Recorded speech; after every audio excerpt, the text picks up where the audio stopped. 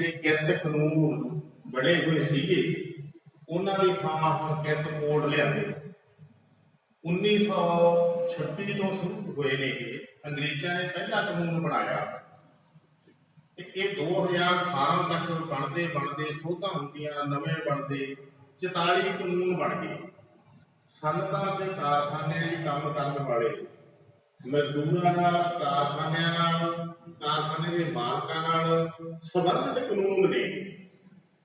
ਇਹ 44 ਦੇ ਵਿੱਚੋਂ 29 ਕਾਨੂੰਨ ਜਿਹੜੇ ਉੱਥੇ ਕੰਮ ਕਰਨ ਵਾਲੀ ਲੇਬਰ ਆ ਉਹਨੂੰ ਕੁਝ ਨਾ ਕੁਝ ਫਾਇਦਾ ਦਿੰਦੇ ਸੀ, ਕੁਝ ਸਹੂਲਤਾਂ ਦਿੰਦੇ ਸੀ।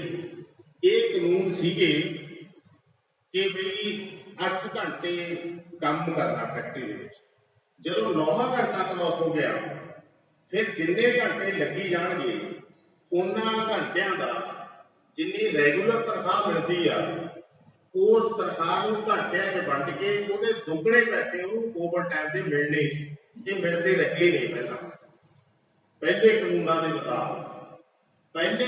ਦੇ ਮੁਤਾਬਕ ਜਦੋਂ ਸ਼ੁਰੂ ਹੁੰਦੀ ਹੈ ਉਦੋਂ ਤੋਂ ਹੀ ਫੈਕਟਰੀ 'ਚ ਕੰਮ ਕਰਦਿਆਂ ਨੂੰ 2 ਵਾਰੀ ਚਾਹ ਤੇ ਚਾਹ ਨਾਲ ਮੱਠੀ ਜਾਂ ਬਿਸਕੁਟ ਇਹ ਕਾਨੂੰਨ ਸੀ ਤਾਂ ਕਿ ਉਹ ਰਿਫਰੈਸ਼ ਹੁੰਦੇ ਰਹਿਣ, ਤਰੋਤਾਜ਼ੇ ਰਹਿਣ, ਵਰਕਰ ਕੰਮ ਕਰਨ ਜ਼ੋਰ ਨਾਲ। ਇਸ ਕਰਕੇ ਇਹ ਕਾਨੂੰਨ ਸੀ ਕਿ ਜੇ ਕਿਸੇ ਦਾ ਸਿਰ ਦੁਖਦਾ, ਬੁਖਾਰ ਆ ਜਾਂ ਕੋਈ ਵੱਡੀ ਬਿਮਾਰੀ ਲੱਗ ਗਈ ਮਜ਼ਦੂਰ ਨੂੰ, ਉਹਦੇ ਵਾਸਤੇ ਇਲਾਜ ਉਸ ਕਾਰਖਾਨੇ ਦੇ ਅੰਦਰ ਵੀ ਪੋਸਟ ਹੁੰਦੀ ਸੀ, ਕਾਰਖਾਨੇ ਤੋਂ ਬਾਹਰ ਸਨਅਤੀ ਮਜ਼ਦੂਰਾਂ ਵਾਸਤੇ, ਕਾਰਖਾਨੇ ਦੇ ਮਜ਼ਦੂਰਾਂ ਵਾਸਤੇ ਬਕਾਇਦਾ ਹਸਪਤਾਲ ਬਣਾਏ ਗਏ। ESI ਹਸਪਤਾਲ ਕਿਹਾ ਗਿਆ ਉਹਨਾਂ ਨੂੰ, ਐਸੈਂਸ਼ੀਅਲ ਸਰਵਿਸ ਇੰਸਟੀਟਿਊਸ਼ਨ ਨਾਲ ਜੁੜ ਕੇ ਆ ਉਹ ਬਣੇ ਇੱਥੇ, ਉਹ ਵੀ ਚੱਲਦਾ ਰਿਹਾ। ਤੁਹਾਡੇ ਲਹਿਰੇ ਵੀ ESI ਹੈਗੀ ਆ ਬ੍ਰਾਂਚ ਲਹਿਰੇ ਇੱਥੇ ਥਰਮਲ ਦੇ ਵਿੱਚ। ਇਸ ਤਰ੍ਹਾਂ ਸਾਰੇ ਕਾਰਖਾਨੇ ਨਾਲ ਜੁੜ ਕੇ ਲੁਧਿਆਣੇ ਬਹੁਤ ਵੱਡਾ ਹਸਪਤਾਲ ਆ ESI ਦਾ। ਜਦੋਂ ਆਪਾਂ ਬੱਸ ਸਟੈਂਡ ਨੂੰ ਜਾਂਦੇ ਹਾਂ ਭਗਤ ਨਗਰ ਚੌਂਕ ਤੋਂ, ਉੱਥੇ ਵੱਡਾ ਹਸਪਤਾਲ। ਇਸ ਤਰ੍ਹਾਂ ਦਾ ਮਾਹੌਲ ਸੀਗਾ ਇਹਨਾਂ ਕਾਨੂੰਨਾਂ ਦੇ ਤਹਿਤ। ਇਹਨਾਂ ਕਾਨੂੰਨਾਂ ਦੇ ਤਹਿਤ ਇੱਕ ਵੱਧਵੀਂ ਤਨਖਾਹ ਮਿਲਦੀ ਸੀ। ਜਦੋਂ ਮਹਿੰਗ ਹੋ ਜਾਂਦੀ ਉਹਦਾ ਮਹਿੰਗਾਈ ਭੱਤਾ ਮਿਲਦਾ ਸੀ। ਜਦੋਂ ਫੈਕਟਰੀ ਮੁਨਾਫੇ 'ਚ ਹੁੰਦੀ ਤੇ ਉਹ ਮੁਨਾਫਾ ਜਿਹੜੇ ਲੇਬਰ ਇੰਸਪੈਕਟਰ ਹੁੰਦੇ ਸੀ ਉਹ ਗਿਣਦੇ ਰਹਿੰਦੇ, ਲੇਖਾ ਜੋਖਾ ਉਹ ਕਰਦੇ ਸੀ ਉਸ ਗੱਲ ਦਾ। ਤੇ ਲੇਖਾ ਜੋਖਾ ਕਰਕੇ ਕਿਸੇ ਫੈਕਟਰੀ ਨੂੰ ਕੁਝ ਮੁਨਾਫਾ ਹੋਇਆ, ਉਸ ਮੁਨਾਫੇ ਦਾ ਹਿੱਸਾ ਸੀ ਜਿਹੜੀ ਉਹਦੀ ਤਨਖਾਹ ਮਿਲਦੀ ਸੀ ਉਹਦਾ 8.33% ਮਜ਼ਦੂਰ ਨੂੰ ਸਾਲ 'ਚ ਬੋਨਸ ਵੀ ਮਿਲ ਜਾਂਦਾ ਸੀ। ਕਈ ਵਾਰੀ ਮਜ਼ਦੂਰ ਕਹਿੰਦੇ ਸੀ ਇਹ ਸਾਡੀ 13ਵੀਂ ਤਨਖਾਹ, 12 ਮਹੀਨਿਆਂ ਦੀ ਤਾਂ ਮਿਲਦੀ ਸੀ, ਪਰ ਉਹਨੂੰ 13ਵੀਂ ਤਨਖਾਹ ਵੀ ਕਿਹਾ ਜਾਂਦਾ ਸੀ ਬੋਨਸ ਨੂੰ, ਉਹ ਵੀ ਮਿਲਦਾ ਸੀ ਮਜ਼ਦੂਰ ਨੂੰ। ਮਜ਼ਦੂਰ ਵਾਸਤੇ ਰਿਹਾਇਸ਼ ਵੀ ਸੀਗੀ। ਲਗਭਗ ਕੁਝ ਕਾਰਖਾਨੇ ਇਹੋ ਜਿਹੇ ਸੀਗੇ ਜਿੱਥੇ ਬਕਾਇਦਾ ਇਹ ਸ਼ਰਤ ਸੀ ਕਿ ਉੱਥੇ ਐਂਬੂਲੈਂਸ ਖੜੀ ਹੋਇਆ ਕਰੂਗੀ, ਜੇ ਕੁਛ ਹੋ ਗਿਆ ਮਜ਼ਦੂਰ ਨੂੰ ਤਾਂ ਤੁਰੰਤ ਲੈ ਕੇ ਜਾਣਾ ਹਸਪਤਾਲ ਦੇ ਵਿੱਚ। ਇਹ ਮਾਹੌਲ ਸੀਗਾ। ਇਹ ਕਾਨੂੰਨਾਂ ਦੇ ਮੁਤਾਬਕ ਇਹੋ ਜਿਹੀਆਂ ਰਾਇਤਾਂ ਸੀਗੀਆਂ। ਜਿਹੜੇ ਸਰਕਾਰੀ ਕਾਰਖਾਨੇ ਸੀ ਵੱਡੇ ਜਿਹੜੇ ਅੱਜ ਤੋਂ 20 ਸਾਲ ਪਹਿਲਾਂ ਸਰਕਾਰਾਂ ਨੇ ਵੇਚਣੇ ਸ਼ੁਰੂ ਕੀਤੇ ਨੇ, ਇਸਪਾਤ ਦੇ, ਸਟੀਲ ਦੇ, ਇਹ ਬਹੁਤ ਵੱਡੇ ਕਾਰਖਾਨੇ, ਬਾਲਵੋ, ਨੈਲਕੋ, ਇਹ ਜਿਹੀਆਂ ਕੰਪਨੀਆਂ ਵੱਡੀਆਂ ਸੀਗੀਆਂ ਸਰਕਾਰ ਦੀਆਂ। ਉਹਨਾਂ 'ਚ ਹਜ਼ਾਰਾਂ ਹੀ ਮਜ਼ਦੂਰ ਕੰਮ ਕਰਦੇ ਸੀ ਤੇ ਉਹ ਮਜ਼ਦੂਰ ਬਕਾਇਦਾ ਰੈਗੂਲਰ ਭਰਤੀ ਹੁੰਦੇ ਸੀ ਤੇ ਬਕਾਇਦਾ ਉਹ ਰੈਗੂਲਰ ਹੁੰਦੇ ਸੀ, ਬਕਾਇਦਾ ਉਹਨਾਂ ਨੂੰ ਪੈਨਸ਼ਨ ਮਿਲਦੀ ਸੀ, ਮਗਰੋਂ ਵੀ ਸਮਾਜਿਕ ਸੁਰੱਖਿਆ ਰਹਿੰਦੀ ਸੀ। ਇਹ ਕਾਨੂੰਨ ਇਸ ਤਰ੍ਹਾਂ ਦੇ ਸੀ। ਹੌਲੀ ਸਰਕਾਰਾਂ ਇਹਨਾਂ ਕਾਨੂੰਨਾਂ ਨੂੰ ਬਦਲਦੀਆਂ ਆਈਆਂ। 1947 'ਚ ਜਦੋਂ ਅੰਗਰੇਜ਼ ਇੱਥੋਂ ਗਏ ਨੇ, ਮਗਰੋਂ ਬਣਨ ਵਾਲੀਆਂ ਸਰਕਾਰਾਂ ਨੇ ਮੁਲਕ ਤੋਂ ਹੀ 47 'ਚ ਇਹ ਫੈਸਲਾ ਕਰ ਲਿਆ ਕਿ ਆਪਣੇ ਮੁਲਕ ਦੇ ਅੰਦਰ ਇਕੱਲੇ ਸਰਕਾਰੀ ਅਦਾਰੇ, ਸਰਕਾਰੀ ਕਾਰਖਾਨੇ, ਸਰਕਾਰੀ ਮਹਿਕਮੇ ਨਹੀਂ ਚੱਲਣਗੇ, ਨਾਲ ਪ੍ਰਾਈਵੇਟ ਮਹਿਕਮਾ ਵੀ ਚੱਲਦਾ ਰਹੇ। ਆਵਾਜ਼ ਥੋੜੀ ਜਿਹੀ ਜ਼ਿਆਦਾ ਠੀਕ ਹੈ ਜੀ। ਅੱਛਾ, ਕਰਨਾ ਮੈਨੂੰ ਆਪ ਨੂੰ ਜ਼ਿਆਦਾ ਲੱਗਦਾ। ਇਸ ਤਰ੍ਹਾਂ ਦਾ ਮਾਹੌਲ ਸੀਗਾ ਕਿ ਪ੍ਰਾਈਵੇਟ ਕਾਰਖਾਨੇ ਨਾਲ ਲਾਏ। ਹੌਲੀ ਪ੍ਰਾਈਵੇਟ ਵਾਲੇ ਪਾਸੇ ਨੂੰ ਸਰਕਾਰਾਂ ਦਾ ਵਜਨ ਵੱਧਦਾ ਗਿਆ ਤੇ ਸਰਕਾਰੀ ਅਦਾਰਿਆਂ ਵਾਲੇ ਪਾਸੇ ਘਟਦਾ ਗਿਆ। ਸਰਕਾਰਾਂ ਨੇ 1990 ਦੀਆਂ ਨੀਤੀਆਂ ਤੋਂ ਬਾਅਦ ਸਿੱਧਾ ਫੈਸਲਾ ਕਰ ਲਿਆ ਕਿ ਅਸੀਂ ਤਾਂ ਇਹ ਕਾਰਖਾਨੇ ਵੇਚਣੇ ਨੇ, ਚਾਹੇ ਉੱਪਰੋਂ ਹਦਾਇਤਾਂ ਆ ਗਈਆਂ ਵਰਲਡ ਬੈਂਕ ਦੀਆਂ, ਚਾਹੇ ਹਦਾਇਤਾਂ ਆ ਗਈਆਂ ਕੌਮਾਂਤਰੀ ਮੁਦਰਾ ਕੋਸ਼ ਦੀਆਂ, ਚਾਹੇ ਅਮਰੀਕਾ ਨਾਲ ਕੋਈ, ਜਾਂ ਜਰਮਨ ਨਾਲ, ਜਾਪਾਨ ਨਾਲ, ਫਰਾਂਸ ਨਾਲ, ਜਾਂ ਉਹਦੇ ਜਿਹੇ ਲਟੇਰੇ ਮੁਲਕਾਂ ਨਾਲ जिन्होंने आम तौर पर साम्राज्य मुल्क कह देंगे, उन्होंने नाल कोई समझौते के संधियां हुई, उन्होंने संधियां समझौतियों के तहत ये गल फैसला हो गया कि सरकारी अदारियां का निजीकरण करना। ये फैसला हो गया कि सरकारी अदारे ने जिहड़े इन्हां दा अपनिवेश करना। अपनिवेश का मतलब उहदे विचों अपने पैसे कड्ढणे, जिहड़े सरकार का पैसे कड्ढे उन्हें प्राइवेट का हिस्सा पवा देना। किसी वेले तय सी 15%, किसी वेले तय सी 50% तो थल्ले रखण दा, पर फैसला सरकारां ने 1995 ਦੀਆਂ नीतियां मुताबिक कर लिया कि बई ਉਹ 50% ਤੋਂ ਗਾਹਾਂ भी जा सकते हैं। उन्होंने 70%, 85% तक हिस्सापत्ति पाने का फैसला कर लिया, अपनिवेश कर लिया, उन्हें तो पैसे कढ़ ले। उन्होंने मालकी बनाती सरकारी कारखाने, जिहड़े लोगों के पैसे नाल कारखाने बने सी, जिहड़े लोगों के पैसे नाल ही कारखाने चलते सी, क्योंकि लोगों को पैसा सी, कारखाने दी बड़ियां चीज़ां खरीदते सी, इस करके वो कारखाने चलते सी। वो कारखाने सारे के सारे लोगों के कारखाने जोग धड़े के हथ, लोगों के हथ फड़ा के ये फैसला हौली हौली करते करते ढालते ढालते अज वो इस स्टेज पे आ गए 2019 के अंदर।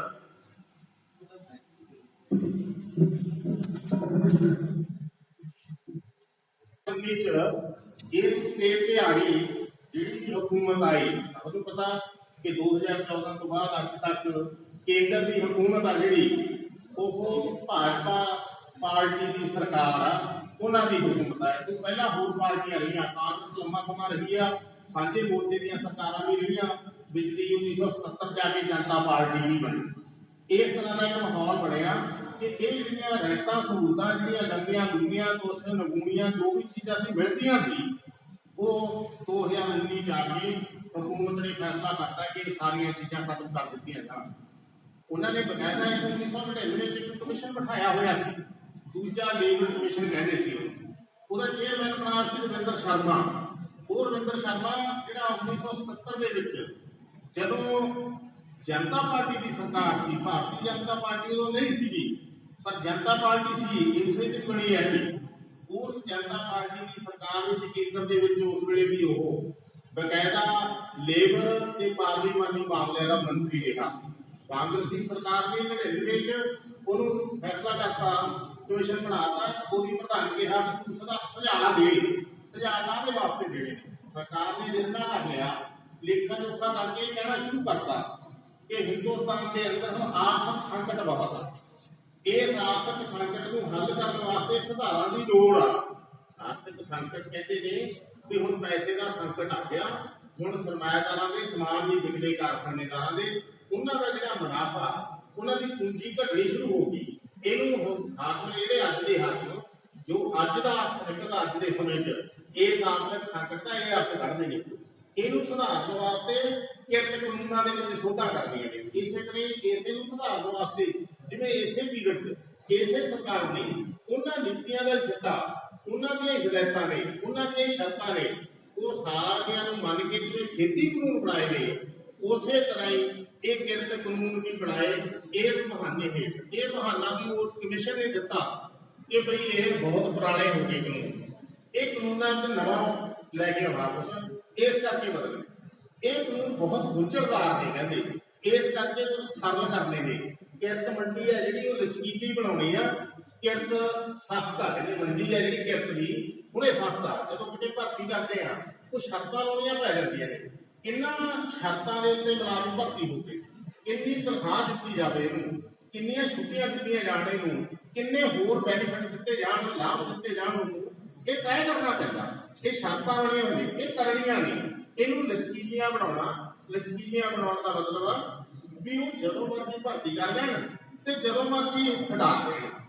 इस गल लई मालकां नूं रहत होवे, मालकां कोल ये हक होवे कि ओह जिहड़ियां रहतां कुछ उन्होंने मिलदियां ने उन्होंने तो हथ खिंच सकता होवे मालिक। इस करके उन्होंने कहा भी ये गुंझलदार ने, ये छेती लागू नहीं होंदे, अमलजोग नहीं, इत्थे किरत की मंडी की लचकीली बनाउणी आ। ये स्वार्थना करता उन्होंने, ये हालत पैदा करती। इस तरह की जिहड़े कानून लिआंदे ने, 4 कोड। देखो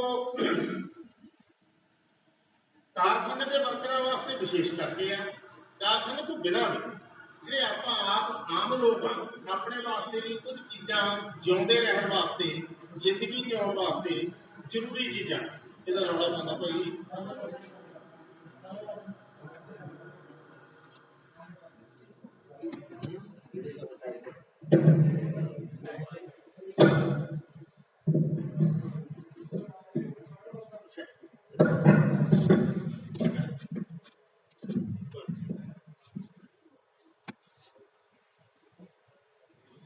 ਬੰਦੇ ਨੂੰ ਜ਼ਿੰਦਗੀ ਜਿਉਣ ਵਾਸਤੇ ਕੁਝ ਜ਼ਰੂਰਤਾਂ, ਇੱਕ ਜ਼ਰੂਰਤ ਇਹ ਹੈ ਕਿ ਉਹਨੂੰ ਕੋਈ ਰੁਜ਼ਗਾਰ ਹੋਵੇ, ਰੁਜ਼ਗਾਰ ਦੀ ਗਰੰਟੀਸ਼ੁਦਾ ਹੋਵੇ, ਉਹਨੂੰ ਇਹ ਖਤਰਾ ਨਾ ਹੋਵੇ ਮੇਰਾ ਰੁਜ਼ਗਾਰ ਕੱਲ੍ਹ ਨੂੰ ਖਤਮ ਹੋ ਸਕਦਾ, ਮੇਰਾ ਰੁਜ਼ਗਾਰ ਕੱਲ੍ਹ ਨੂੰ ਕੋਈ ਖੋ ਸਕਦਾ, ਮੇਰਾ ਰੁਜ਼ਗਾਰ ਖਤਮ ਹੋ ਸਕਦਾ। ਜੇ ਰੁਜ਼ਗਾਰ ਖਤਮ ਹੋ ਗਿਆ, ਜੇ ਰੋਜੀ ਖਤਮ ਹੋ ਗਈ, ਰੋਟੀ ਨਹੀਂ ਮਿਲਣੀ, ਉਹਨੂੰ ਸਾਫ਼ ਦਿਖਦਾ ਹੁੰਦਾ। ਇਸ ਕਰਕੇ ਜੇ ਬੰਦੇ ਨੇ ਜਿਉਣਾ ਉਹਦੇ ਵਾਸਤੇ ਜ਼ਰੂਰੀ ਹੈ ਕਿ ਉਹਦੇ ਵਾਸਤੇ ਗਰੰਟੀਸ਼ੁਦਾ ਰੁਜ਼ਗਾਰ। ਗੱਲ ਕੋਈ ਪੱਖਾ ਹੌਲੀ ਹੌਲੀ ਗੱਲ ਹੋਊਗੀ ਤਾਂ ਫਿਰ ਚੱਲੋ ਉੱਥੇ ਚੱਲਦੇ ਹੋਣਗੇ ਜਿਨ੍ਹਾਂ ਦੀ ਆਵਾਜ਼ ਨਹੀਂ ਆਉਂਦੀ। ਰੁਜ਼ਗਾਰ ਦੀ ਗਰੰਟੀ ਹੋਵੇ, ਇਹ ਜ਼ਰੂਰੀ ਆ। ਇਹ ਜ਼ਰੂਰੀ ਆ ਕਿ ਉਹਦਾ ਜਿੱਥੇ ਉਹ ਰੁਜ਼ਗਾਰ ਕਰਦਾ ਉੱਥੇ ਕੋਈ ਰੌਲਾ ਪੈ ਜਾਂਦਾ, ਉਹਦਾ ਕੋਈ ਟਕਰਾਅ ਆ ਜਾਂਦਾ ਮਾਲਕ ਨਾਲ, ਤੇ ਮਤਲਬ ਕਿਵੇਂ ਨਿਪਟੇ, ਇਹਦਾ ਵੀ ਕੋਈ ਸਾਧਨ ਬਣੇ। ਹਰ ਬੰਦੇ ਨੂੰ ਹੁੰਦਾ ਕਿ ਮੇਰਾ ਕੋਈ ਚਾਰਾਜੋਈ ਹੋ ਸਕਦੀ ਹੋਵੇ, ਮੈਂ ਕਿਸੇ ਉੱਪਰਲੇ ਅਦਾਰੇ 'ਚ ਫਰਿਆਦ ਕਰ ਸਕਦਾ ਹਾਂ, ਮੈਂ ਕਿਸੇ ਥਾਂ ਤੇ ਮਸਲੇ ਨੂੰ ਹੱਲ ਕਰਨ ਵਾਸਤੇ ਮੀਟਿੰਗਾਂ ਦਾ ਇੱਕ ਚੱਕਰ ਚੱਲਦਾ ਜਥੇਬੰਦੀਆਂ ਦੇ ਅੰਦਰ। ਆਮ ਲੋਕਾਂ ਦੀ ਪੰਚਾਇਤਾਂ ਹੁੰਦੀਆਂ ਨੇ, ਇਕੱਠ ਹੁੰਦੇ ਨੇ, ਉੱਥੇ ਬਹਿ ਕੇ ਫੈਸਲੇ ਹੁੰਦੇ ਨੇ ਵੀ ਕੋਈ ਉਹੋ ਜਿਹਾ ਸਿਸਟਮ ਬਣਿਆ ਹੋਵੇ। ਪਹਿਲੇ ਕਾਨੂੰਨਾਂ ਮੁਤਾਬਕ ਸੀਗਾ ਇਹ, 3 ਧਿਰੀ ਪਾਰਟੀ ਕਹਿੰਦੇ ਮੀਟਿੰਗ ਹੋਇਆ ਕਰੂਗੀ, ਇੱਕ ਮਾਲਕ ਦੀ, ਇੱਕ ਸਰਕਾਰ ਦੀ, ਇੱਕ ਮਜ਼ਦੂਰਾਂ ਵਾਲੀ। ਉਹ ਕਾਨੂੰਨਾਂ 'ਚ ਸੀਗੀ। ਐਂ ਆਸ ਕਰਦਾ ਵੀ ਇਹ ਵੀ ਹੋਵੇ। ਉਹਨੂੰ ਇਹ ਆਸ ਵੀ ਹੁੰਦੀ ਆ ਕਿ ਜਿੱਥੇ ਮੈਂ ਕੰਮ ਕਰਦਾ ਮੇਰੀ ਤਨਖਾਹ ਦੀ ਵੀ ਗਰੰਟੀ ਹੋ ਸਕਦੀ ਹੈ, ਕਿ ਤਨਖਾਹ ਵੀ ਪੱਕਾ ਹੋਵੇ ਵੀ ਹਾਂ ਮੇਰੀ ਇੰਨੀ ਤਨਖਾਹ, ਤਾਂ ਕਿ ਮੈਂ ਆਪਣੀ ਕਬੀਲਦਾਰੀ ਉਸ ਹਿਸਾਬ ਨਾਲ ਬਿਆਨ ਸਕਾਂ ਕਿ ਮੇਰੀ ਇਹ ਤਨਖਾਹ ਫਲਾਣੇ ਦਿਨ ਨੂੰ ਮਿਲ ਜਾਣੀ ਆ, ਮਹੀਨੇ ਦੀ 1 ਤਰੀਕ ਨੂੰ, ਮਹੀਨੇ ਦੀ 7 ਤਰੀਕ ਨੂੰ, ਕੋਈ ਵੀ ਹੋਵੇ, ਪਰ ਉਹਨੂੰ ਇਹ ਪੱਕਾ ਹੋ। ਇਹ ਇਤੋਂ ਬਿਨਾਂ ਕਿ ਜਿੰਨਾ ਚਿਰ ਮੇਰੇ ਹੱਡ ਪੈਰ ਚੱਲਦੇ ਨੇ ਮੈਂ ਕੰਮ ਕਰੀ ਜਾਣਾ, ਜਦੋਂ ਹੱਡ ਪੈਰ ਕੰਮ ਕਰਨ ਨੂੰ ਜਵਾਬ ਦੇਵੇ ਉਦੋਂ ਮੇਰੀ ਰੋਟੀ ਦਾ ਰੋਟੀ ਦਾ ਕੀ ਬਣੂਗਾ। ਮੇਰੇ ਕੋਲ ਤਾਂ ਹੋਰ ਕੋਈ ਸਾਧਨ ਨਹੀਂ ਹੈ, ਮਜ਼ਦੂਰ ਕੋਲੇ ਹੁੰਦਾ ਨਹੀਂ ਸਾਧਨ ਕੋਈ, ਖਾਸ ਕਰਕੇ ਫੈਕਟਰੀ 'ਚ ਤਾਂ ਜਾ ਕੇ ਉਹੀ ਲੱਭਦੇ ਨੇ। ਜੇ ਉਹਨਾਂ ਵਾਸਤੇ ਹੈ ਨਹੀਂ, ਫਿਰ ਹੁੰਦਾ ਵੀ ਯਾਰ ਕੋਈ ਮੈਨੂੰ ਬੁਢਾਪੇ ਦਾ ਗੁਜ਼ਾਰੇ ਜੋਗੀ ਕੋਈ ਚੀਜ਼ ਮਿਲੇ ਜਿਹਨੂੰ ਪੈਸੇ ਲੈ ਦਿੰਦੇ ਆਪਾਂ, ਜਿਹਨੂੰ ਸਮਾਜ ਵਿੱਚ ਸੁਰੱਖਿਆ ਰੱਖਦੇ। ਇਹ 4 ਵੱਡੇ ਖੇਤਰ, ਇਹਨਾਂ 4ਾਂ ਨਾਲ ਜੁੜ ਕੇ ਇਹ 4 ਕੋਡ ਨੇ। ਇਹ ਕੋਡ ਆ ਉਹਨਾਂ ਨੇ ਜਿਹੜਾ ਬਣਾਇਆ, ਜਿਹਦੇ ਵਿੱਚ ਇੱਕ ਕੋਡ ਆ ਉਜਰਤਾ ਨਾਲ ਸੰਬੰਧ, ਉਹਦੀ ਤਨਖਾਹ ਨਾਲ ਸੰਬੰਧ।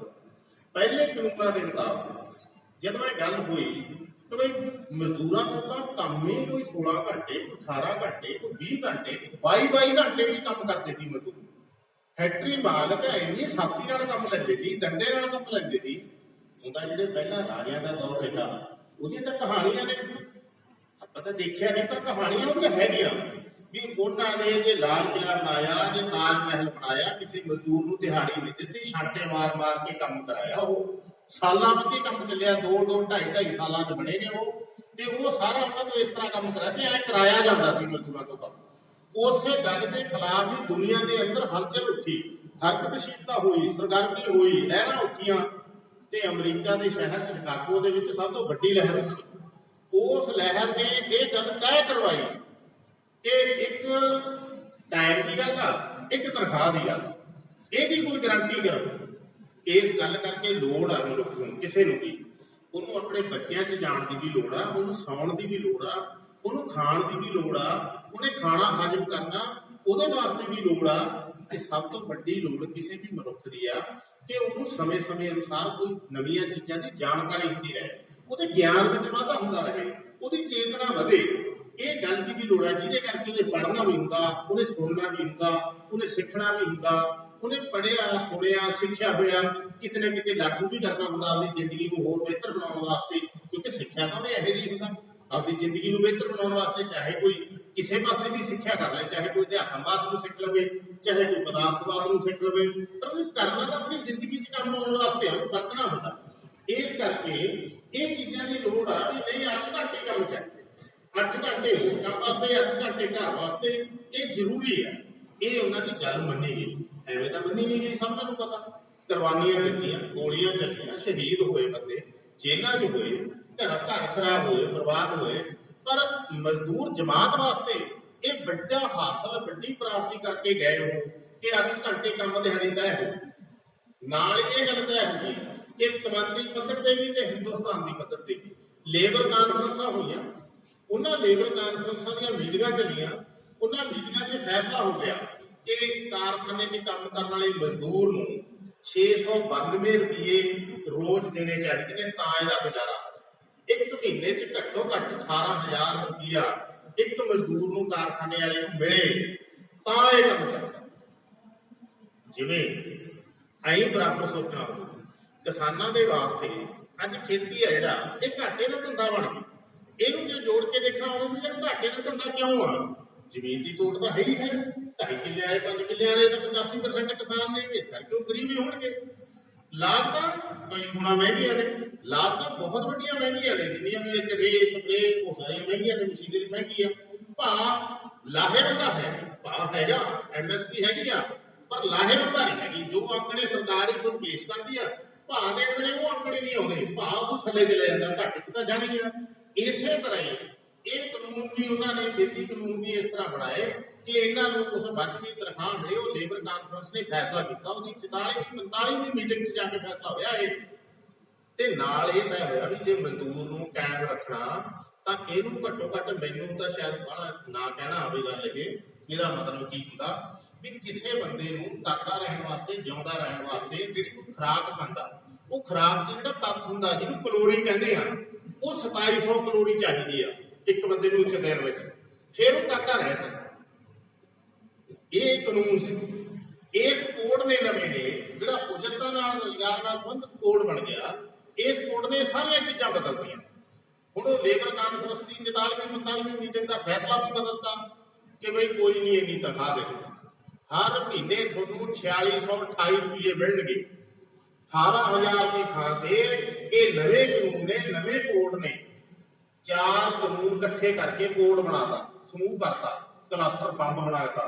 ਜਦੋਂ ਰਾਤ 'ਚ ਬੰਬ ਸਿੱਟੇ ਨਾ ਅਮਰੀਕਾ ਨੇ, ਉਹਦਾ ਇੱਕ ਬੰਬ ਨਾਲ ਕੰਮ ਕਰਦਾ ਕੋਈ, ਉਹਨੇ ਇਕੱਠੇ ਕਰ ਲਏ ਬੰਬ, ਰੱਸਾ ਬੰਨ ਕੇ ਜਾਂ ਕੁਛ ਬੰਨ ਕੇ ਉਹਨੂੰ ਇਕੱਠੇ ਕਰ ਲਿਆ, ਕਹਿੰਦੇ ਜੀ ਇਹ ਕਲਸਟਰ ਬੰਬ ਆ। ਐਂ ਦੇ ਕੋਡ ਵੀ ਕਲਸਟਰ ਬੰਬ ਹੀ ਆ। 4 ਕਾਨੂੰਨ ਇਕੱਠੇ ਕਰਕੇ ਸਾਹਮਣੇ ਲਿਆਂਦਾ, ਲੈ ਬਈ ਹੁਣ ਤੁਹਾਡੀ ਤਨਖਾਹ ਜਿਹੜੀ ਉਹ 18000 ਦੀ ਗਰੰਟੀ ਕੀਤੀ ਸੀ ਜਿਹੜੀ ਲੇਬਰ ਕਾਨਫਰੰਸ ਦੇ ਮੀਟਿੰਗ ਨੇ, ਉਹ ਹੁਣ ਬਕਾਇਦਾ ਤੁਹਾਡੀ 4628 ਰੁਪਏ ਹੋਊਗੀ, ਇਹ ਨਹੀਂ ਹੋ ਕਰ ਸਕਦਾ।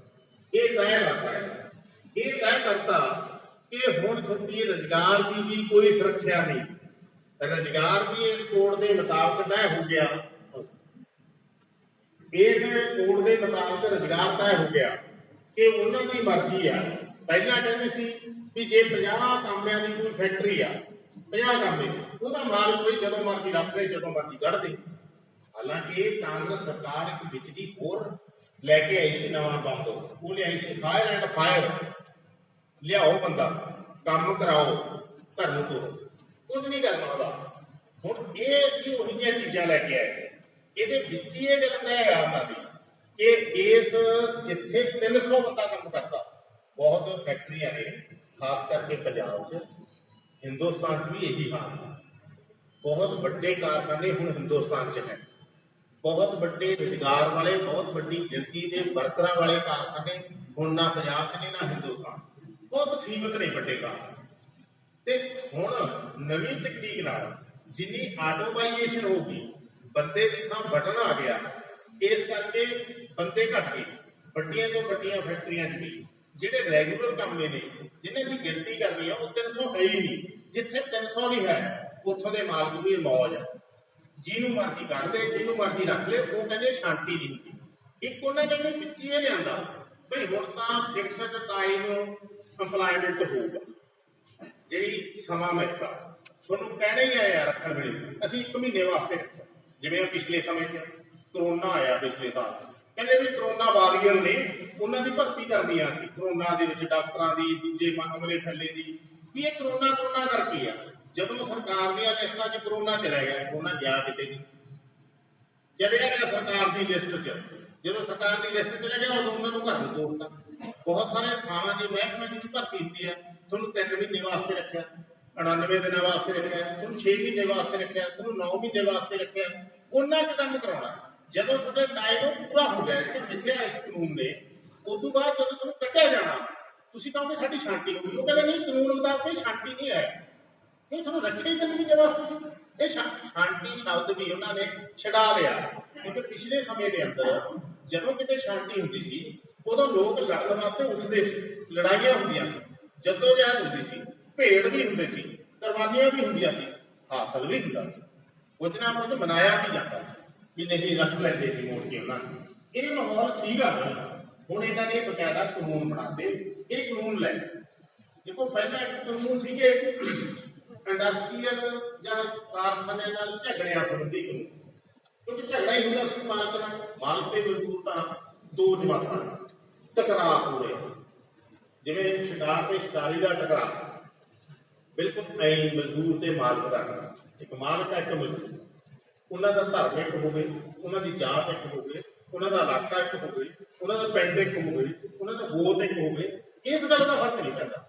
मजदूर ने मुनाफे बटोरन वास्ते वर्कर ते दबाव बढ़ाउणा, उसदी तनख्वाह घटाउणी, काम वधाउणा।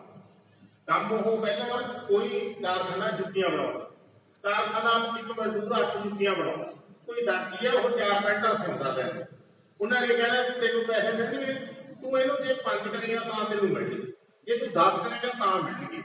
सिस्टम ये लैता, लोड वधाता, उसदे ते मशीनीकरण हो गया, मशीन ने कुछ बंदे कटते, ਜਿਹੜੇ ਬੰਦੇ ਰਹਿ ਗਏ ਉਹ ਬੰਦਿਆਂ ਦਾ ਹੋਰ ਭਾਰ ਪੈ ਗਿਆ।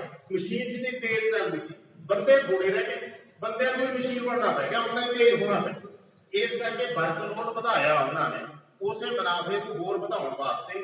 ਮਾਲਕ ਦਾ ਹਿੱਤ ਇਹ ਹੁੰਦਾ, ਮਜ਼ਦੂਰ ਦਾ ਹਿੱਤ ਹੁੰਦਾ ਉਹਦੀ ਸਿਹਤ ਵੀ ਕਾਇਮ ਰਹੇ, ਉਹਦਾ ਰੁਜ਼ਗਾਰ ਵੀ ਸੁਰੱਖਿਅਤ ਰਹੇ, ਉਹਦੀ ਤਨਖਾਹ ਦੀ ਵੀ ਗਰੰਟੀ ਰਹੇ ਤੇ ਉਹ ਕੰਮ ਕਰਦਾ ਰਹੇ।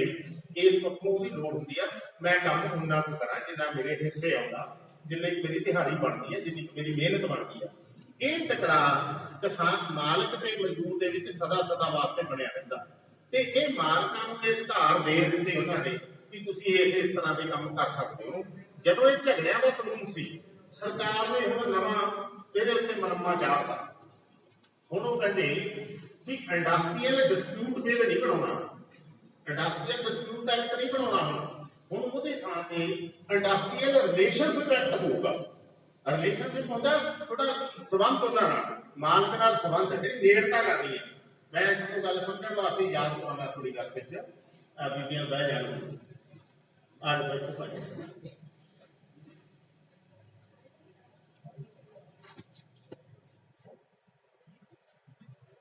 ਇਹਨਾਂ ਨੇ ਸੁਣੀ ਵੀ ਹੋਊ ਪਹਿਲਾਂ, ਜਦੋਂ ਜਲਿਆਂਵਾਲਾ ਬਾਗ ਇੱਕ ਕਾਂਡ ਹੋਇਆ ਆਪਣੇ ਪੰਜਾਬ ਦੇ ਅੰਦਰ 1919 अंग्रेजा ने किया।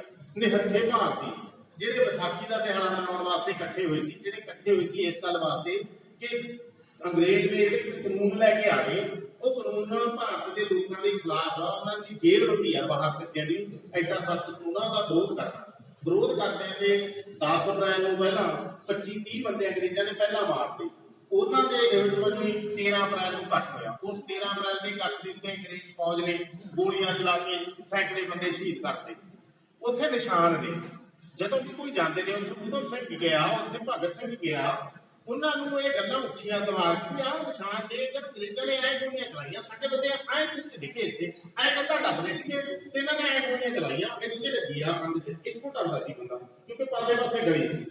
ਇਹ ਗੱਲਾਂ ਉਹਨਾਂ ਦੇ ਮਨ 'ਚ ਰੜਕ ਪੈਦਾ ਕਰਦੀਆਂ ਨੇ, ਦੁਸ਼ਮਣ ਨਾਲ ਦੁਸ਼ਮਣੀ ਜਗਾਉਂਦੀਆਂ ਵੀ ਉਹਨੇ ਐਂ ਕੀਤਾ ਸਾਡੇ ਨਾਲ, ਨਿਹੱਥੇ ਭਾਰਤੀਆਂ ਤੇ ਸਾਡੇ ਬਾਪੂ ਦੇ ਬਜ਼ੁਰਗਾਂ ਦੇ ਮਾਵਾਂ ਦੇ ਗੋਲੀਆਂ ਚਲਾਈਆਂ, ਉਹਨਾਂ ਨੇ ਉਹ ਨਿਸ਼ਾਨ ਮਿਟਾ ਉਹ ਮਿਟਾਉਣ ਲੱਗੇ ਹੋਏ। ਇਸੇ ਤਰ੍ਹਾਂ ਹੀ ਇੱਧਰ ਵੀ ਜਿਹੜਾ ਇੰਡਸਟਰੀਅਲ ਡਿਸਪਿਊਟ ਐਕਟ ਸੀ, ਝਗੜਿਆਂ ਵਾਲਾ ਕਾਨੂੰਨ ਸੀ, ਉਹਨੂੰ ਹੁਣ ਸਬੰਧਾਂ ਵਾਲਾ ਕਾਨੂੰਨ ਦੇ ਨਾਂ ਥੱਲੇ ਲੈ ਵੀ ਸਬੰਧ ਨੇ। ਇਸ ਕਰਕੇ ਜਿਹਦੇ ਨਾਲ ਸਬੰਧ ਨੇ ਉਹਦੇ ਨਾਲ ਹੁਣ ਤੁਸੀਂ ਅਦਾਲਤਾਂ 'ਚ ਥੋੜ੍ਹਾ ਲੜਾਈ ਲੜੋਗੇ। ਕਹਿੰਦੇ ਹੁਣ ਤੁਹਾਨੂੰ ਅਦਾਲਤ 'ਚ ਜਾਣ ਦਾ ਹੱਕ ਨਹੀਂ। ਜਿਹੜਾ ਖੇਤੀ ਕਾਨੂੰਨ ਬਣੇ ਉਹਦੇ 'ਚ ਵੀ ਇਹ ਕਿਹਾ ਹੋਇਆ ਤੁਹਾਡਾ ਰੌਲਾ ਪੈ ਗਿਆ, ਤੁਸੀਂ ਐਸਡੀਐਮ ਕੋਲੇ ਤਹਿਸੀਲਦਾਰ ਕੋਲੇ ਅਰਜ਼ੀ ਦੇ ਲਓ, ਅੱਛਾ ਬਾਹਰ ਲੜਦੇ ਹੋ ਤੁਸੀਂ, ਕੋਈ ਨਹੀਂ ਤੁਸੀਂ ਡੀਸੀ ਤੱਕ ਚਲੇ ਜਾਓ। ਅਦਾਲਤ 'ਚ ਨਹੀਂ ਕਹਿੰਦੇ, ਅਦਾਲਤ 'ਚ ਜਾਣ ਤੋਂ ਰੋਕਦੇ ਨਹੀਂ ਹੁਣ ਵਾਲੇ ਕਾਨੂੰਨ। ਤੇ ਉਹਨਾਂ ਨੇ ਕਿਹੜੇ ਕਾਨੂੰਨਾਂ ਵਿੱਚ ਵੀ ਆ, ਦੇਸ਼ ਕੋਟਾਂ ਦੇ ਵਿੱਚ ਵੀ ਆ, ਕਾਰਖਾਨੇ ਵਾਲੇ ਮਜ਼ਦੂਰਾਂ ਦੇ ਕੰਮ ਨਾਲ ਜੋੜ ਕੇ ਜਿਹੜੇ ਕਾਨੂੰਨ ਬਣਾਏ ਨੇ ਉਹਦੇ ਵਿੱਚ ਵੀ ਇਹੀ ਗੱਲ ਲਿਆਏ ਕਿ ਨਹੀਂ ਹੁਣ ਤੁਹਾਨੂੰ ਕੋਈ ਚਾਰਾ ਜੋੜ ਕਰਦਾ ਅਦਾਲਤ ਜਾਏ ਕਿ ਤਹਿਸੀਲਦਾਰ ਪੱਧਰ ਦੀ ਕਮੇਟੀ ਬਣੂਗੀ, ਤਹਿਸੀਲਦਾਰ ਪੱਧਰ ਤੇ ਉਹੀ ਐਂ ਕੰਮ ਕਰਨਗੇ। ਇਸ ਕਰਕੇ ਤੁਸੀਂ ਉੱਥੇ ਹੀ ਅਪੀਲ ਕਰ ਸਕਦੇ ਹੋ। ਹੁਣ ਜਿਹੜੇ ਕਾਨੂੰਨ ਹੀ ਬਦਲ ਕੇ ਆਇਆ ਜਾਏ ਤਾਂ ਨਾਮ ਵੀ ਬਦਲਦਾ, ਉਹਦਾ ਤੱਤ ਵੀ ਬਦਲਦਾ, ਇਹ ਚੀਜ਼ਾਂ ਲੈ ਸਮਾਜਿਕ ਸੁਰੱਖਿਆ ਤੋਂ ਪੂਰਾ ਜਵਾਬ ਹੀ ਦੇਗਾ। ਜਿਹੜੇ ਵਰਕਰ ਉਹਨਾਂ ਕੋਲ ਰੈਗੂਲਰ ਕੰਮ ਕਰਦੇ ਨੇ ਉਹ ਤਾਂ ਉਹਨਾਂ ਨੂੰ ਦੇਣ ਤੋਂ ਜਵਾਬ ਦੇਗੀ। ਸਰਕਾਰ ਪੰਜਾਬ ਦੀ ਆ, ਸਰਕਾਰ ਹਰਿਆਣੇ ਦੀ ਆ, ਯੂਪੀ ਦੀ ਆ, ਸਾਰੇ ਹਿੰਦੁਸਤਾਨ ਦੀ, ਕਿਸੇ ਸੂਬੇ ਦੀ ਕਹਿ ਉਹਨੇ ਜਿੰਨੇ ਵੀ ਆਪਣੇ ਮੁਲਾਜ਼ਮ ਭਰਤੀ ਕੀਤੇ ਨੇ 2004 ਤੋਂ ਬਾਅਦ ਖਾਸ ਕਰਕੇ ਇਹ ਫੈਸਲਾ ਕਰਤਾ ਵੀ ਇਹਨਾਂ ਨੂੰ ਪੈਨਸ਼ਨ ਨਹੀਂ ਦੇਣੀ। ਰਿਟਾਇਰਮੈਂਟ ਤੋਂ ਬਾਅਦ ਸਾਰੀ ਉਮਰ ਲਾਉਂਦਾ ਉਹ, ਰਿਟਾਇਰਮੈਂਟ ਤੋਂ ਬਾਅਦ ਪੈਨਸ਼ਨ ਨਹੀਂ ਦੇਣੀ। ਕਿਰਤ ਕਾਨੂੰਨਾਂ ਵਿੱਚ ਵੀ ਸਮਾਜਿਕ ਸੁਰੱਖਿਆ ਤੋਂ ਪੂਰਾ ਜਵਾਬ ਦਿੱਤਾ। ਜਿਹੜਾ ਉਹਨਾਂ ਨੇ ਮਜ਼ਦੂਰ ਕਹਿੰਦੇ ਸੀ, ਜਿਹਨੂੰ ਉਹ ਮੁਲਾਜ਼ਮ ਕਹਿੰਦੇ ਸੀ, ਉਹਦੀ ਭਾਸ਼ਾ ਹੀ ਬਦਲਤੀ। ਹੁਣ ਠੇਕਾ ਮੁਲਾਜ਼ਮ ਨਵਾਂ ਕੰਮ ਪਾ ਲਿਆ। ਠੇਕਾ ਮੁਲਾਜ਼ਮ ਨੂੰ ਸਰਕਾਰ ਦੇ ਕਾਗਜ਼ਾਂ 'ਚ ਮੁਲਾਜ਼ਮ ਨਹੀਂ ਕਿਹਾ ਜਾਂਦਾ, ਨਾ ਮਜ਼ਦੂਰ ਕਿਹਾ ਜਾਂਦਾ, ਠੇਕੇ ਵਾਲੇ ਕਿਹਾ ਜਾਂਦਾ। ਚਾਹੇ ਆਪਾਂ ਹੀ ਲੋਕ ਲੈਣੇ ਆ ਇਹ ਠੇਕਾ ਮਜ਼ਦੂਰ ਨੇ, ਠੇਕਾ ਮੁਲਾਜ਼ਮ ਨੇ, ਉਹਦਾ ਠੇਕੇ ਵਾਲੇ ਦੱਸਦੇ ਨੇ। ਕੀ ਸਮਝਣਗੇ ਲੋਕ ਵੀ ਇਸ ਕਰਕੇ ਇਹ ਭਾਸ਼ਾ ਬਦਲ ਕੇ ਜਿਹੜੇ ਕਾਨੂੰਨ ਦੇ ਘੇਰੇ 'ਚ ਆਉਂਦੇ ਵੀ ਸੀ ਮਾੜੇ ਮੋਟੀਆਂ ਰਤਾਂ ਦੇ, ਉਹ ਵੀ ਬਾਹਰ ਕਰਦੇ ਠੇਕਾ ਮੁਲਾਜ਼ਮ। ਇਹ ਬਣਾ ਲਿਆ ਮਾਹੌਲ ਉਹਨਾਂ ਨੇ, ਇਸ ਤਰ੍ਹਾਂ ਦੇ ਕਾਨੂੰਨ ਲੈ ਕੇ ਆਏ ਉਹ ਨਾ ਰੁਜ਼ਗਾਰ ਦੀ ਸੁਰੱਖਿਆ। ਹੁਣ ਇਹ ਤੋਂ ਅੱਗੇ ਇਹ ਕਾਨੂੰਨਾਂ ਦੇ ਅੰਦਰ ਜੋ ਕੁਝ ਪਾਇਆ ਤੁਹਾਡਾ ਰੌਲਾ ਪੈਂਦਾ, ਤੁਹਾਨੂੰ ਗੱਲ ਉੱਠਦੀ ਆ ਯਾਰ ਇਹ ਉਹ ਇਕੱਲੇ ਦੀ ਤਾਂ ਸੁਣਵਾਈ ਨਹੀਂ ਹੁੰਦੀ। ਹੁਣ ਆਪਾਂ ਇਕੱਠੇ ਹੋਏ ਇਹ ਜਿਹੜੀਆਂ ਮੰਗਾਂ ਉੱਠਦੀਆਂ ਨੇ, ਇਹ ਮੰਗਾਂ ਵੀ ਆਪਣੇ ਸਾਰਿਆਂ ਦੀਆਂ ਸਾਂਝੀਆਂ ਮੰਗਾਂ ਨੇ। ਜੇ ਸਾਂਝੀਆਂ ਮੰਗਾਂ ਨੇ ਫਿਰ ਆਓ ਆਪਾਂ ਸਾਂਝੇ ਹੋਈਏ। ਇੱਕ ਮਾਹੌਲ ਤਾਂ ਪੈਦਾ ਹੋਈ ਗਿਆ ਹੈ ਪਿਛਲੇ ਸਮੇਂ ਤੋਂ। ਆਮ ਤੌਰ ਤੇ ਸਭਨਾਂ ਥਾਵਾਂ ਤੇ, ਪਿੰਡਾਂ 'ਚ, ਸ਼ਹਿਰਾਂ 'ਚ, ਕਾਰਖਾਨਿਆਂ 'ਚ, ਦਫ਼ਤਰਾਂ 'ਚ, ਮਹਿਕਮਿਆਂ 'ਚ, ਸਾਰੇ ਥਾਵਾਂ ਤੇ ਜਿੱਥੇ ਵੀ ਕੋਈ ਮੁਲਾਜ਼ਮ ਨੇ, ਮਜ਼ਦੂਰ ਨੇ, ਕਿਸਾਨ ਨੇ, ਔਰਤਾਂ ਨੇ, ਨੌਜਵਾਨ ਨੇ, ਵਿਦਿਆਰਥੀ ਨੇ, ਸਭਨਾਂ ਨੇ ਆਪਣੇ ਸੰਗਠਨ ਬਣਾ ਲਏ, ਯੂਨੀਅਨਾਂ ਬਣਾ ਲਈਆਂ। ਹੁਣ ਬਣੀਆਂ ਹੋਈਆਂ ਨੇ। ਕੁਛ ਦੌਰ ਪਹਿਲਾਂ ਇਹੋ ਜਿਹਾ ਸੀਗਾ ਜਦੋਂ ਥਾਂ ਨਹੀਂ ਸੀਗੀਆਂ, ਹੁਣ ਥਾਂ ਜੇ ਯੂਨੀਅਨ ਬਣਦੀ ਆ ਉਦੋਂ ਫਿਰ ਜਦੋਂ ਰੜਕ ਪੈਂਦੀ ਆ, ਮੰਗਾਂ ਆਉਂਦੀਆਂ ਨੇ, ਉਦੋਂ ਸੰਘਰਸ਼ ਉੱਠਦਾ, ਸੰਘਰਸ਼ ਚੱਲਦਾ, ਹੜਤਾਲਾਂ ਹੁੰਦੀਆਂ। ਫੈਕਟਰੀਆਂ ਦੀ ਗੱਲ ਚੱਲਦੀ ਆ, ਆਪਣੀ ਫੈਕਟਰੀਆਂ ਦੇ ਅੰਦਰ ਹੜਤਾਲ ਹੁੰਦੀ ਆ, ਧਰਨਾ, ਰੋਕ ਲਾਤੀ ਇਹਨਾਂ ਕਾਨੂੰਨਾਂ ਦਾ। ਤੁਸੀਂ ਹੜਤਾਲ ਨਹੀਂ ਕਰ ਸਕਦੇ। ਪਹਿਲਾਂ ਕਾਨੂੰਨ ਸੀ ਜੇ ਤੁਸੀਂ ਹੜਤਾਲ ਕਰਨੀ ਆ ਤੁਸੀਂ 14 ਦਿਨ ਪਹਿਲਾਂ ਦੱਸ ਦਿਓ, ਸਰਕਾਰ ਨੂੰ ਨੋਟਿਸ ਦਵਾਉਂਦੇ ਮਹਿਕਮੇ ਦੇ ਅਫਸਰਾਂ ਨੂੰ ਵੀ ਅਸੀਂ ਜੀ ਹੜਤਾਲ ਕਰਾਂਗੇ, ਇੰਨੀ ਤਰੀਕ ਨੂੰ ਸਾਡੀਆਂ ਆਮ ਮੰਗਾਂ ਨੇ, ਤੁਸੀਂ ਮੰਨਦੇ ਨਹੀਂ, ਅਸੀਂ ਹੜਤਾਲ। ਇਹ ਨਵੇਂ ਕੋਡ 'ਚ ਫੈਸਲਾ ਕਰਤਾ ਵੀ ਤੁਸੀਂ 60 ਦਿਨ ਪਹਿਲਾਂ ਦੱਸੋ। ਇਹਦਾ 2 ਮਹੀਨੇ ਪਹਿਲਾਂ ਤੁਸੀਂ ਉਹਨਾਂ ਨੂੰ ਦੱਸੋ ਕਿ ਅਸੀਂ ਹੜਤਾਲ ਕਰਾਂਗੇ। ਉਹ ਵੀ ਫਿਰ ਇਹਦੀ ਤਿਆਰੀ ਕਰ ਰਹੇ, ਉਹ ਵੀ ਇਹਦਾ ਉਪਰਾਲਾ ਇਤੋਂ ਅੱਗੇ ਜਦੋਂ ਤੁਸੀਂ ਇਹ ਨੋਟਿਸ ਦੇਤਾ, ਤੁਹਾਨੂੰ 2 ਮਹੀਨੇ ਔਖਾ ਲੱਗਦਾ ਵੀ ਇਹ 2 ਮਹੀਨੇ ਤਾਂ ਬਹੁਤ ਨੇ। ਥੋੜਾ ਜੀ ਕਰਦਾ ਵੀ ਯਾਰ ਆਪਾਂ ਧਰਨਾ ਤਾਂ ਕਰ ਲਈਏ, ਨਹੀਂ ਕਰ ਸਕਦੇ, ਗੈਰ ਕਾਨੂੰਨੀ ਧਰਨਾ ਨਹੀਂ ਕਰ ਸਕਦੇ। ਜਦੋਂ ਤੁਸੀਂ ਹੜਤਾਲ ਦਾ ਨੋਟਿਸ ਦਿੱਤਾ, ਤੁਹਾਡਾ ਹੜਤਾਲ ਹੋਈ, ਹੜਤਾਲ ਤਾਂ ਮੰਨੀ ਜਾਊਗੀ ਜੇ ਉਹਦੇ 'ਚ ਤੁਹਾਡੇ ਵਰਕਰ ਨੇ ਜਿਹੜੇ ਉਹ ਅੱਧ ਤੋਂ ਜ਼ਿਆਦਾ ਹਾਜ਼ਰ ਹੋਣਗੇ, 51% ਹਾਜ਼ਰ ਹੋਣਗੇ। ਬਠਿੰਡੇ ਥਰਮਲ ਬੰਦ ਕੀਤਾ, ਥਰਮਲ ਦੇ ਕੰਮ ਇਹ ਲੜੇ, 700 ਕੰਮ ਸੀ, ਧਰਨਾ ਮਾਰਿਆ, 150 ਤੋਂ ਨਹੀਂ ਵਧਿਆ ਉਹਨਾਂ ਦਾ, ਉਹ ਤਾਂ ਗੈਰ ਕਾਨੂੰਨੀ ਆ। ਇਸ ਕਰਕੇ ਤਾਂ 51% ਹਾਜ਼ਰੀ ਯਕੀਨੀ ਬਣਾਓਗੇ ਤੁਸੀਂ, ਬਣੂਗੀ ਤਾਂ ਕਿਤੇ ਜਾ ਕੇ ਤੁਹਾਡੀ ਹੜਤਾਲ ਨੂੰ ਕਹੂੰਗਾ ਵੀ ਹਾਂ ਹੜਤਾਲ ਕਹਿ ਰਹੀ ਹੈ, ਗੈਰ ਕਾਨੂੰਨੀ ਹੜਤਾਲ। ਤੇ ਜਿਹੜੀ ਗੈਰ ਕਾਨੂੰਨੀ ਹੜਤਾਲ ਉਸ ਹੜਤਾਲ ਨੂੰ ਜਿਹੜਾ ਬੰਦਾ ਕਰੂਗਾ ਉਹਨੂੰ 1000 ਰੁਪਇਆ ਜੁਰਮਾਨਾ, 1000 ਤੋਂ ਲੈ ਕੇ 10,000 ਰੁਪਏ ਤੱਕ ਜੁਰਮਾਨਾ ਹੋਊਗਾ। ਇਹ ਹਾਲਾਤ ਇਸ ਕਾਨੂੰਨ ਦੇ ਵਿੱਚ ਬਣਾਈ ਗਈ ਤੇ ਨਾਲ 1 ਮਹੀਨੇ ਦੀ ਸਜ਼ਾ ਹੋਊ। ਇਹ ਦੋਵੇਂ ਵੀ ਹੋ ਸਕਦੇ ਨੇ, ਇਹ ਅੱਡ ਜੁਰਮਾਨਾ ਵੀ ਹੋ ਸਕਦਾ ਇਕੱਲਾ ਹੀ, ਸਜ਼ਾ ਵੀ ਇਕੱਲੀ ਹੋ ਸਕਦੀ, ਹੁਣ ਦੋਵੇਂ ਵੀ ਹੋ ਸਕਦੇ।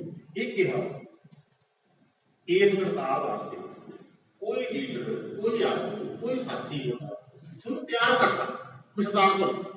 ਉਹ ਕਹਿੰਦੇ ਅਕਸਾਉਂਦਾ ਹੈ, ਜਿਹੜਾ ਅਕਸਾਊਗਾ ਉਹਨੂੰ 10,000 ਤੋਂ 50,000 ਰੁਪਏ ਤੱਕ ਦਾ ਜੁਰਮਾਨਾ ਤੇ ਸਜ਼ਾ ਵੀ ਹੈਗੀ ਆ, ਜਾਂ ਫਿਰ ਸਜ਼ਾ 1 ਮਹੀਨੇ ਦੀ ਜੇਲ੍ਹ ਜਾਓ, ਜਾਂ ਤੁਸੀਂ 10,000 ਤੋਂ 50,000। ਇਹ ਕਹਿੰਦੇ ਉਹਦੇ ਵਿੱਚ ਤੈਅ ਜਿਹੜੇ ਆਗੂ ਨੇ, ਜਿਹੜੇ ਯੂਨੀਅਨ ਰਜਿਸਟਰਡ ਨੇ, ਉਹਨਾਂ ਨੇ ਰਿਟਰਨਾਂ ਭਰਨੀਆਂ ਨੇ, ਚਾਹੇ ਕੋਈ ਆਮਦਨ ਹੋਈ ਚਾਹੇ ਨਾ ਹੋਈ, ਮਹਿਕਮੇ ਦੇ ਕਾਗਜ਼ ਪੂਰੇ ਭਰਨੇ। ਕੋਈ ਉਹਨਾਂ ਤੋਂ ਗਲਤੀ ਨਹੀਂ, ਮਜ਼ਦੂਰ ਨੇ ਕਿੰਨੇ ਕੁ ਉਹ ਪੜ੍ਹੇ ਲਿਖੇ ਨੇ, ਉਹਨਾਂ ਤੋਂ ਕੋਈ ਭਰਨ ਵੇਲੇ ਗਲਤੀ ਨਹੀਂ, ਉਸ ਗਲਤੀ ਦਾ ਜੁਰਮਾਨਾ ਵੀ 20,000 ਤੱਕ ਉਸ ਯੂਨੀਅਨ ਨੂੰ ਲੱਗਣਾ। ਇਹ ਉਹਨਾਂ ਨੇ ਮਾਹੌਲ ਬਣਾਇਆ ਹੋਇਆ। ਇਸ ਤਰ੍ਹਾਂ ਦਾ ਇਹਨਾਂ ਕਾਨੂੰਨਾਂ ਦੇ ਅੰਦਰ ਹੜਤਾਲ ਤੋਂ ਜਵਾਬ ਹੈ। ਜੇ ਤੁਸੀਂ ਲੜਾਈ ਦਾ ਫੈਸਲਾ ਹੋ ਗਿਆ, ਕੋਈ ਫੈਸਲਾ ਚੰਗਾ ਹੋ ਗਿਆ ਕਿ ਮਾੜਾ ਹੋ ਗਿਆ, ਤੁਹਾਡਾ ਫੈਸਲਾ ਹੋ ਗਿਆ, ਤੁਹਾਡੇ ਹਿੱਤ 'ਚ ਹੋ ਗਿਆ ਕਿ ਮਾਲਕ ਦੇ ਹਿੱਤ 'ਚ ਹੋ ਗਿਆ, ਇਹ ਪੁਆਇੰਟ ਨਹੀਂ। ਪੁਆਇੰਟ ਇਹ ਹੈ ਵੀ ਫੈਸਲਾ ਹੋ, ਤੁਸੀਂ ਫੈਸਲੇ ਤੋਂ 2 ਮਹੀਨੇ ਤੱਕ ਬਾਅਦ ਤੁਸੀਂ ਕੁਝ ਵੀ ਸਰਕਾਰੀ ਨਹੀਂ ਕਰ ਸਕਦੇ ਯੂਨੀਅਨ। ਇਹ ਕਾਨੂੰਨ ਕਹਿੰਦਾ ਹੈ ਤੁਸੀਂ ਤੁਹਾਨੂੰ ਲੱਗਿਆ ਕਿ ਇਹ ਜਿਹੜਾ ਫੈਸਲਾ ਹੋ ਗਿਆ ਸੀ ਉਹ ਧੱਕੇ ਨਾਲ ਕਰਕੇ ਹੋ ਗਿਆ, ਉਹ ਤਾਂ ਫੈਸਲਾ ਲਾਗੂ ਨਹੀਂ ਕਰਦੇ, ਉਹ ਤਾਂ ਫੈਸਲਾ ਆਪਣੇ ਹੱਕ 'ਚ ਹੀ ਹੈਗਾ। ਆਹ ਤਾਂ ਉਹਨਾਂ ਨੇ ਗਲਤ ਲਿਖਤੀ ਵਿੱਚ ਗੱਲ ਆਏ ਤਾਂ ਹੋਈ ਨਹੀਂ ਸੀ, ਪਰ ਤੁਸੀਂ ਸੰਘਰਸ਼ ਨਹੀਂ ਕਰ ਸਕਦੇ, ਹੜਤਾਲ ਨਹੀਂ ਕਰ ਸਕਦੇ। ਇਹ ਹਾਲਾਤ ਉਹਨਾਂ ਨੇ ਇਹਨਾਂ ਕਾਨੂੰਨਾਂ ਦੇ ਤਹਿਤ ਪੈਦਾ ਕਰਤੀ ਵੀ ਨਹੀਂ ਤੁਹਾਡਾ ਇਹ ਕੰਮ ਨਹੀਂ ਹੈਗਾ, ਤੁਸੀਂ ਨਹੀਂ ਕਰ ਸਕਦੇ।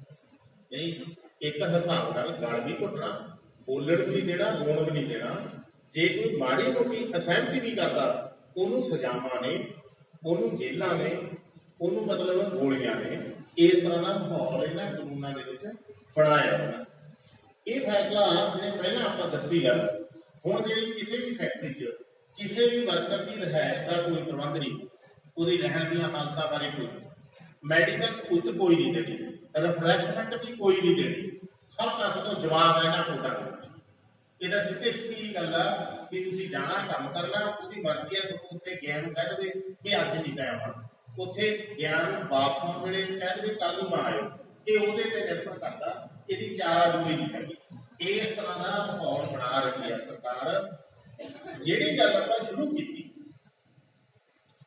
ਕਿ ਉਹ ਆਪਣਾ ਆਰਥਿਕ ਸੰਕਟ ਹੱਲ ਕਰਨਾ ਚਾਹੁੰਦੇ। ਆਰਥਿਕ ਸੰਕਟ ਲੋਕਾਂ ਦਾ ਤਾਂ ਹੈਗਾ ਇਸ ਪੱਖੋਂ ਵੀ ਲੋਕਾਂ ਕੋਲੇ ਨਹੀਂ ਹੈਗਾ ਪੈਸਾ, ਗਰੀਬੀ ਪੈਰ ਪਸਾਰਦੀ ਜਾਂਦੀ ਹੈ ਵੱਡੀ ਪੱਧਰ ਤੇ।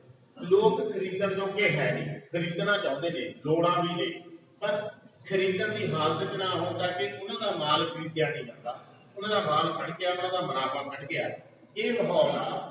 ਪਰ ਹਾਲਤ ਇਹ ਅਸਲ 'ਚ ਜਿਹੜਾ ਆਰਥਿਕ ਸੰਕਟ ਹੈ ਲੋਕਾਂ ਦੀ ਗਰੀਬੀ ਦਾ ਸੰਕਟ, ਲੋਕਾਂ ਦੀ ਖਰੀਦ ਸ਼ਕਤੀ ਦੇ ਖਤਮ ਹੋਣ ਦਾ ਸੰਕਟ ਹੈ। ਇਸ ਸੰਕਟ ਨੂੰ ਹੱਲ ਨੂੰ ਇਹ ਕਰਨ ਲੱਗੇ। ਇਸ ਹੱਲ ਦੇ ਅੰਦਰ ਫਿਰ ਉਹ ਬਹੁਤ ਕਿਸਮ ਦੇ ਜ਼ਾਲਮ ਕਿਸਮ ਦੀਆਂ ਚੀਜ਼ਾਂ ਨੇ ਜਿਹੜੀਆਂ ਮਨੁੱਖ ਮਾਰੂ ਚੀਜ਼ਾਂ ਨੇ, ਚਾਹੇ ਕਾਨੂੰਨਾਂ ਦੇ ਰੂਪ 'ਚ ਨੇ, ਚਾਹੇ ਪੁਲਿਸੀ ਅਧਿਕਾਰਾਂ ਦੇ ਰੂਪ 'ਚ ਨੇ, ਉਹ ਲੈ ਕੇ ਆ ਰਹੇ ਨੇ। ਉਹਨਾਂ ਦਾ ਆਪਣੇ ਸਾਹਮਣੇ ਏਜੰਡਾ ਇਹ ਬਣਿਆ ਕਿ ਜਿਹੜੇ ਇਹ ਕਾਨੂੰਨ ਕੋਡ ਬਣਾਏ ਨੇ, ਇਹਨਾਂ ਕੋਡਾਂ ਦੇ ਅੰਦਰ ਉਹ ਇਹ ਚੀਜ਼ਾਂ ਲੈ ਕੇ ਆਏ ਨੇ ਜਿਹੜੀਆਂ ਪਹਿਲਾਂ ਕੁਝ ਵੀ ਮਿਲਦੀਆਂ ਸੀ, ਉਹ ਹੁਣ ਗਾਹਾਂ ਨਹੀਂ। ਸਵਾਲ ਹੈਗਾ ਇਸ ਗੱਲ ਦੇ ਖਿਲਾਫ ਆਵਾਜ਼ ਉਠਾਉਣ। ਖੇਤੀ ਕਾਨੂੰਨ ਆਏ, ਖੇਤੀ ਕਾਨੂੰਨਾਂ ਦੀ ਸਟੱਡੀ ਹੋਈ, ਅਧਿਐਨ ਹੋਇਆ, 1 ਤੋਂ 2, 2 ਤੋਂ 4 ਨੂੰ ਪਤਾ ਲੱਗਦਾ ਗਿਆ। ਜਿਉਂ-ਜਿਉਂ ਖੇਤੀ ਕਾਨੂੰਨ ਵੱਧਦੇ ਗਏ, ਉਹਨਾਂ ਬਾਰੇ ਜਾਣਕਾਰੀ ਵੱਧਦੀ ਗਈ, ਤਿਉਂ-ਤਿਉਂ ਸੰਘਰਸ਼ ਵੀ ਵੱਧਦਾ ਗਿਆ। ਸੰਘਰਸ਼ਾਂ ਦੇ ਇਸ ਸਟੇਜ ਤੇ ਚਲਿਆ ਗਿਆ, ਮੀਂਹ ਆਵੇ, ਹਨੇਰੀ ਆਵੇ, ਕੋਰਾ ਪਵੇ, ਜਾਂ ਕੋਈ ਸਰਕਾਰ ਚਾਲਾਂ ਚੱਲੇ, ਕਲੰਨੀਆਂ ਚਾਲਾਂ ਚੱਲੇ, ਜਾਂ ਕੋਈ ਇੱਧਰੋਂ ਹੀ ਉੱਠ ਕੇ ਕੋਈ ਪੁੱਠੀਆਂ ਸਿੱਧੀਆਂ ਗੱਲਾਂ ਕਰੇ, ਛੇਤੀ ਨਾਲ ਕਰਦੇ ਹੋ ਕੇ ਕੰਧਾਂ ਟੱਪਣ ਦੀਆਂ ਗੱਲਾਂ ਕਰੇ ਕੋਈ। ਕਿਸਾਨ ਇਹ ਗੱਲ ਸਮਝ ਚੁੱਕੇ ਨੇ ਵੀ ਲੜਾਈ ਨਿਰੰਤਰ ਚੱਲੂਗੀ, ਲੜਾਈ ਟਿਕਣੀ ਚੱਲੂਗੀ। ਇਹ ਸਿਰੜ ਪਰਖਿਆ ਜਾਊਗਾ, ਦਿਖਾਇਆ ਜਾਊਗਾ, ਇਹ ਸਿੱਧਕ ਪਰਖਿਆ ਜਾਊਗਾ ਤੇ ਹੰਮਲ ਨਾਲ ਚੱਲਿਆ ਜਾਊਗਾ।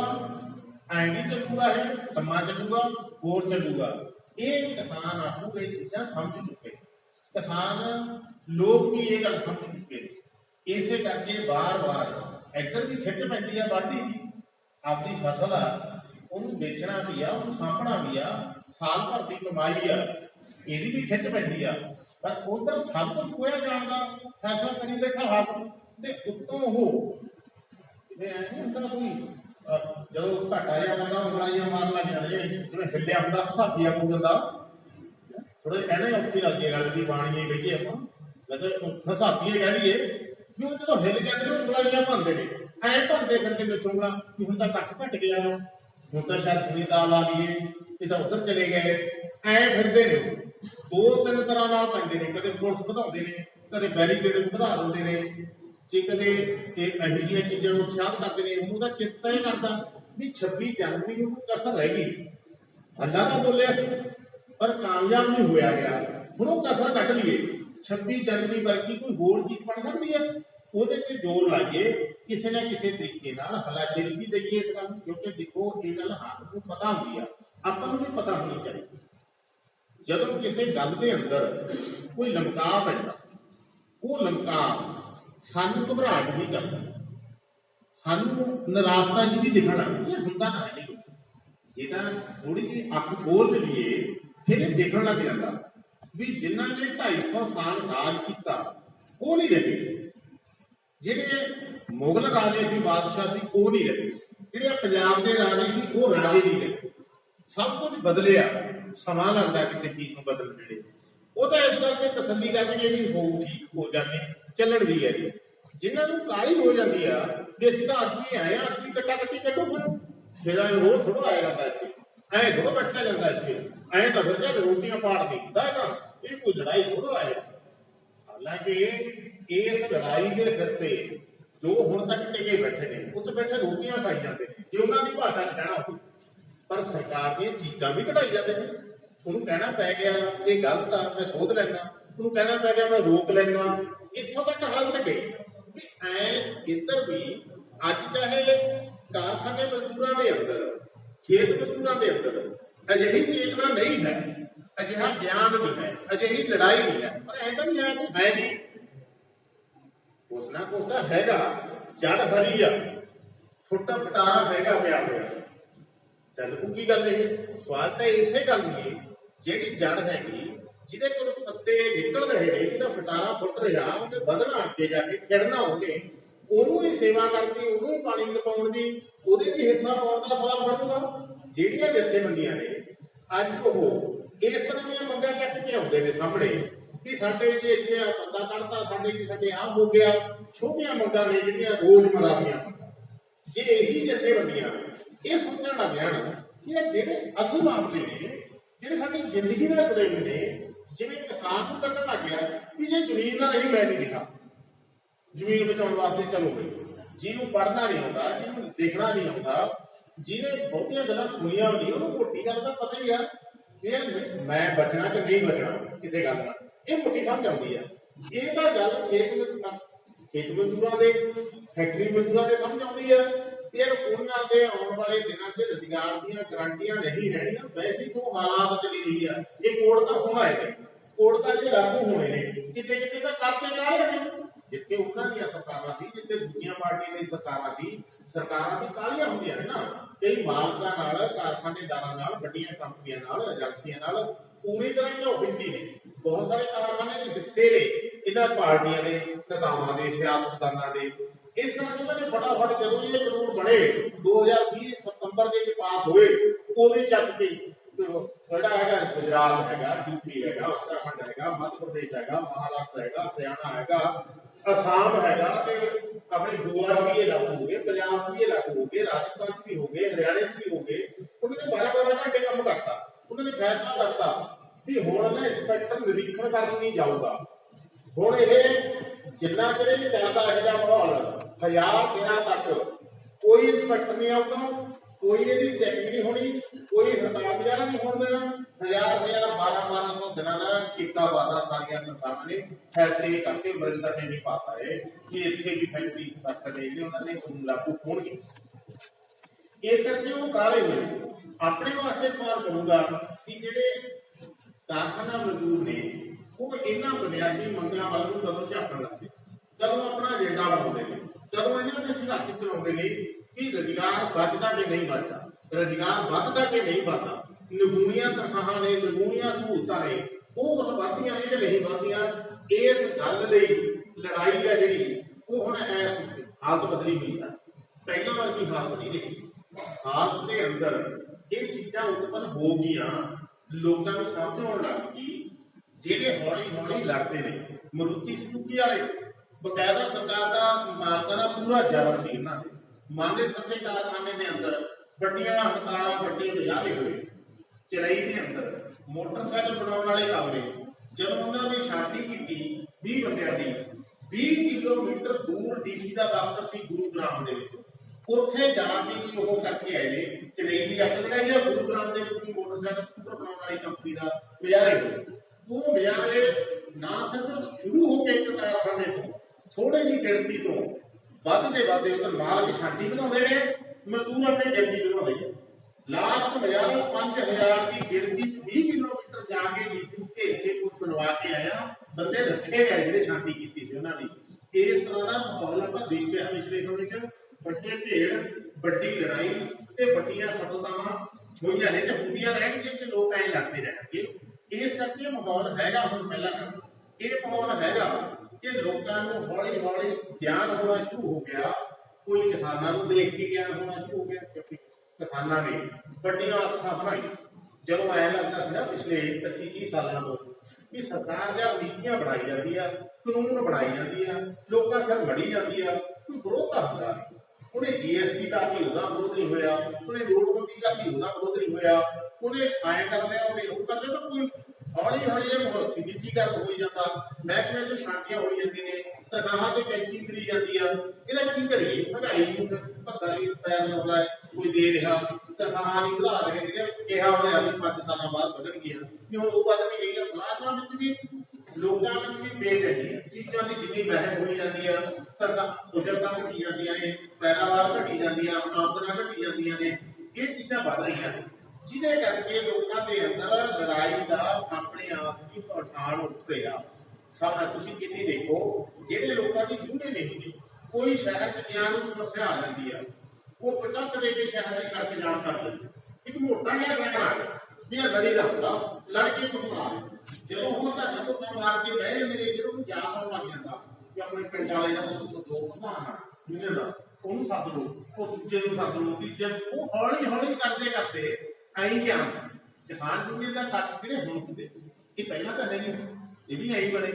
ਐਂ ਮਜ਼ਦੂਰਾਂ ਦੇ ਇਕੱਠ ਵੀ ਬਦਲ ਗਏ, ਖੇਤ ਮਜ਼ਦੂਰਾਂ ਦੇ ਵੀ ਬਦਲ ਗਏ, ਕਾਰਖਾਨਾ ਮਜ਼ਦੂਰਾਂ ਦੇ ਵੀ ਬਦਲ ਗਏ, ਇਕੱਠ ਬਦਲੇਗੇ ਕਿਉਂਕਿ ਹਾਲਾਤ ਬਦਲ ਰਹੀ ਆ। ਲੋਕ ਇਸ ਤਰ੍ਹਾਂ ਮੰਗਾਂ ਮਸਲਿਆਂ ਨੂੰ ਸਮਝਣ ਲੱਗੇ ਨੇ, ਜੁੜਨ ਲੱਗੇ ਨੇ। ਲੋਕ ਪਹਿਲਾਂ ਨਾਲੋਂ ਜਥੇਬੰਦੀਆਂ ਨਾਲ ਜ਼ਿਆਦਾ ਜੁੜਨ ਲੱਗੇ ਨੇ ਲੋਕ।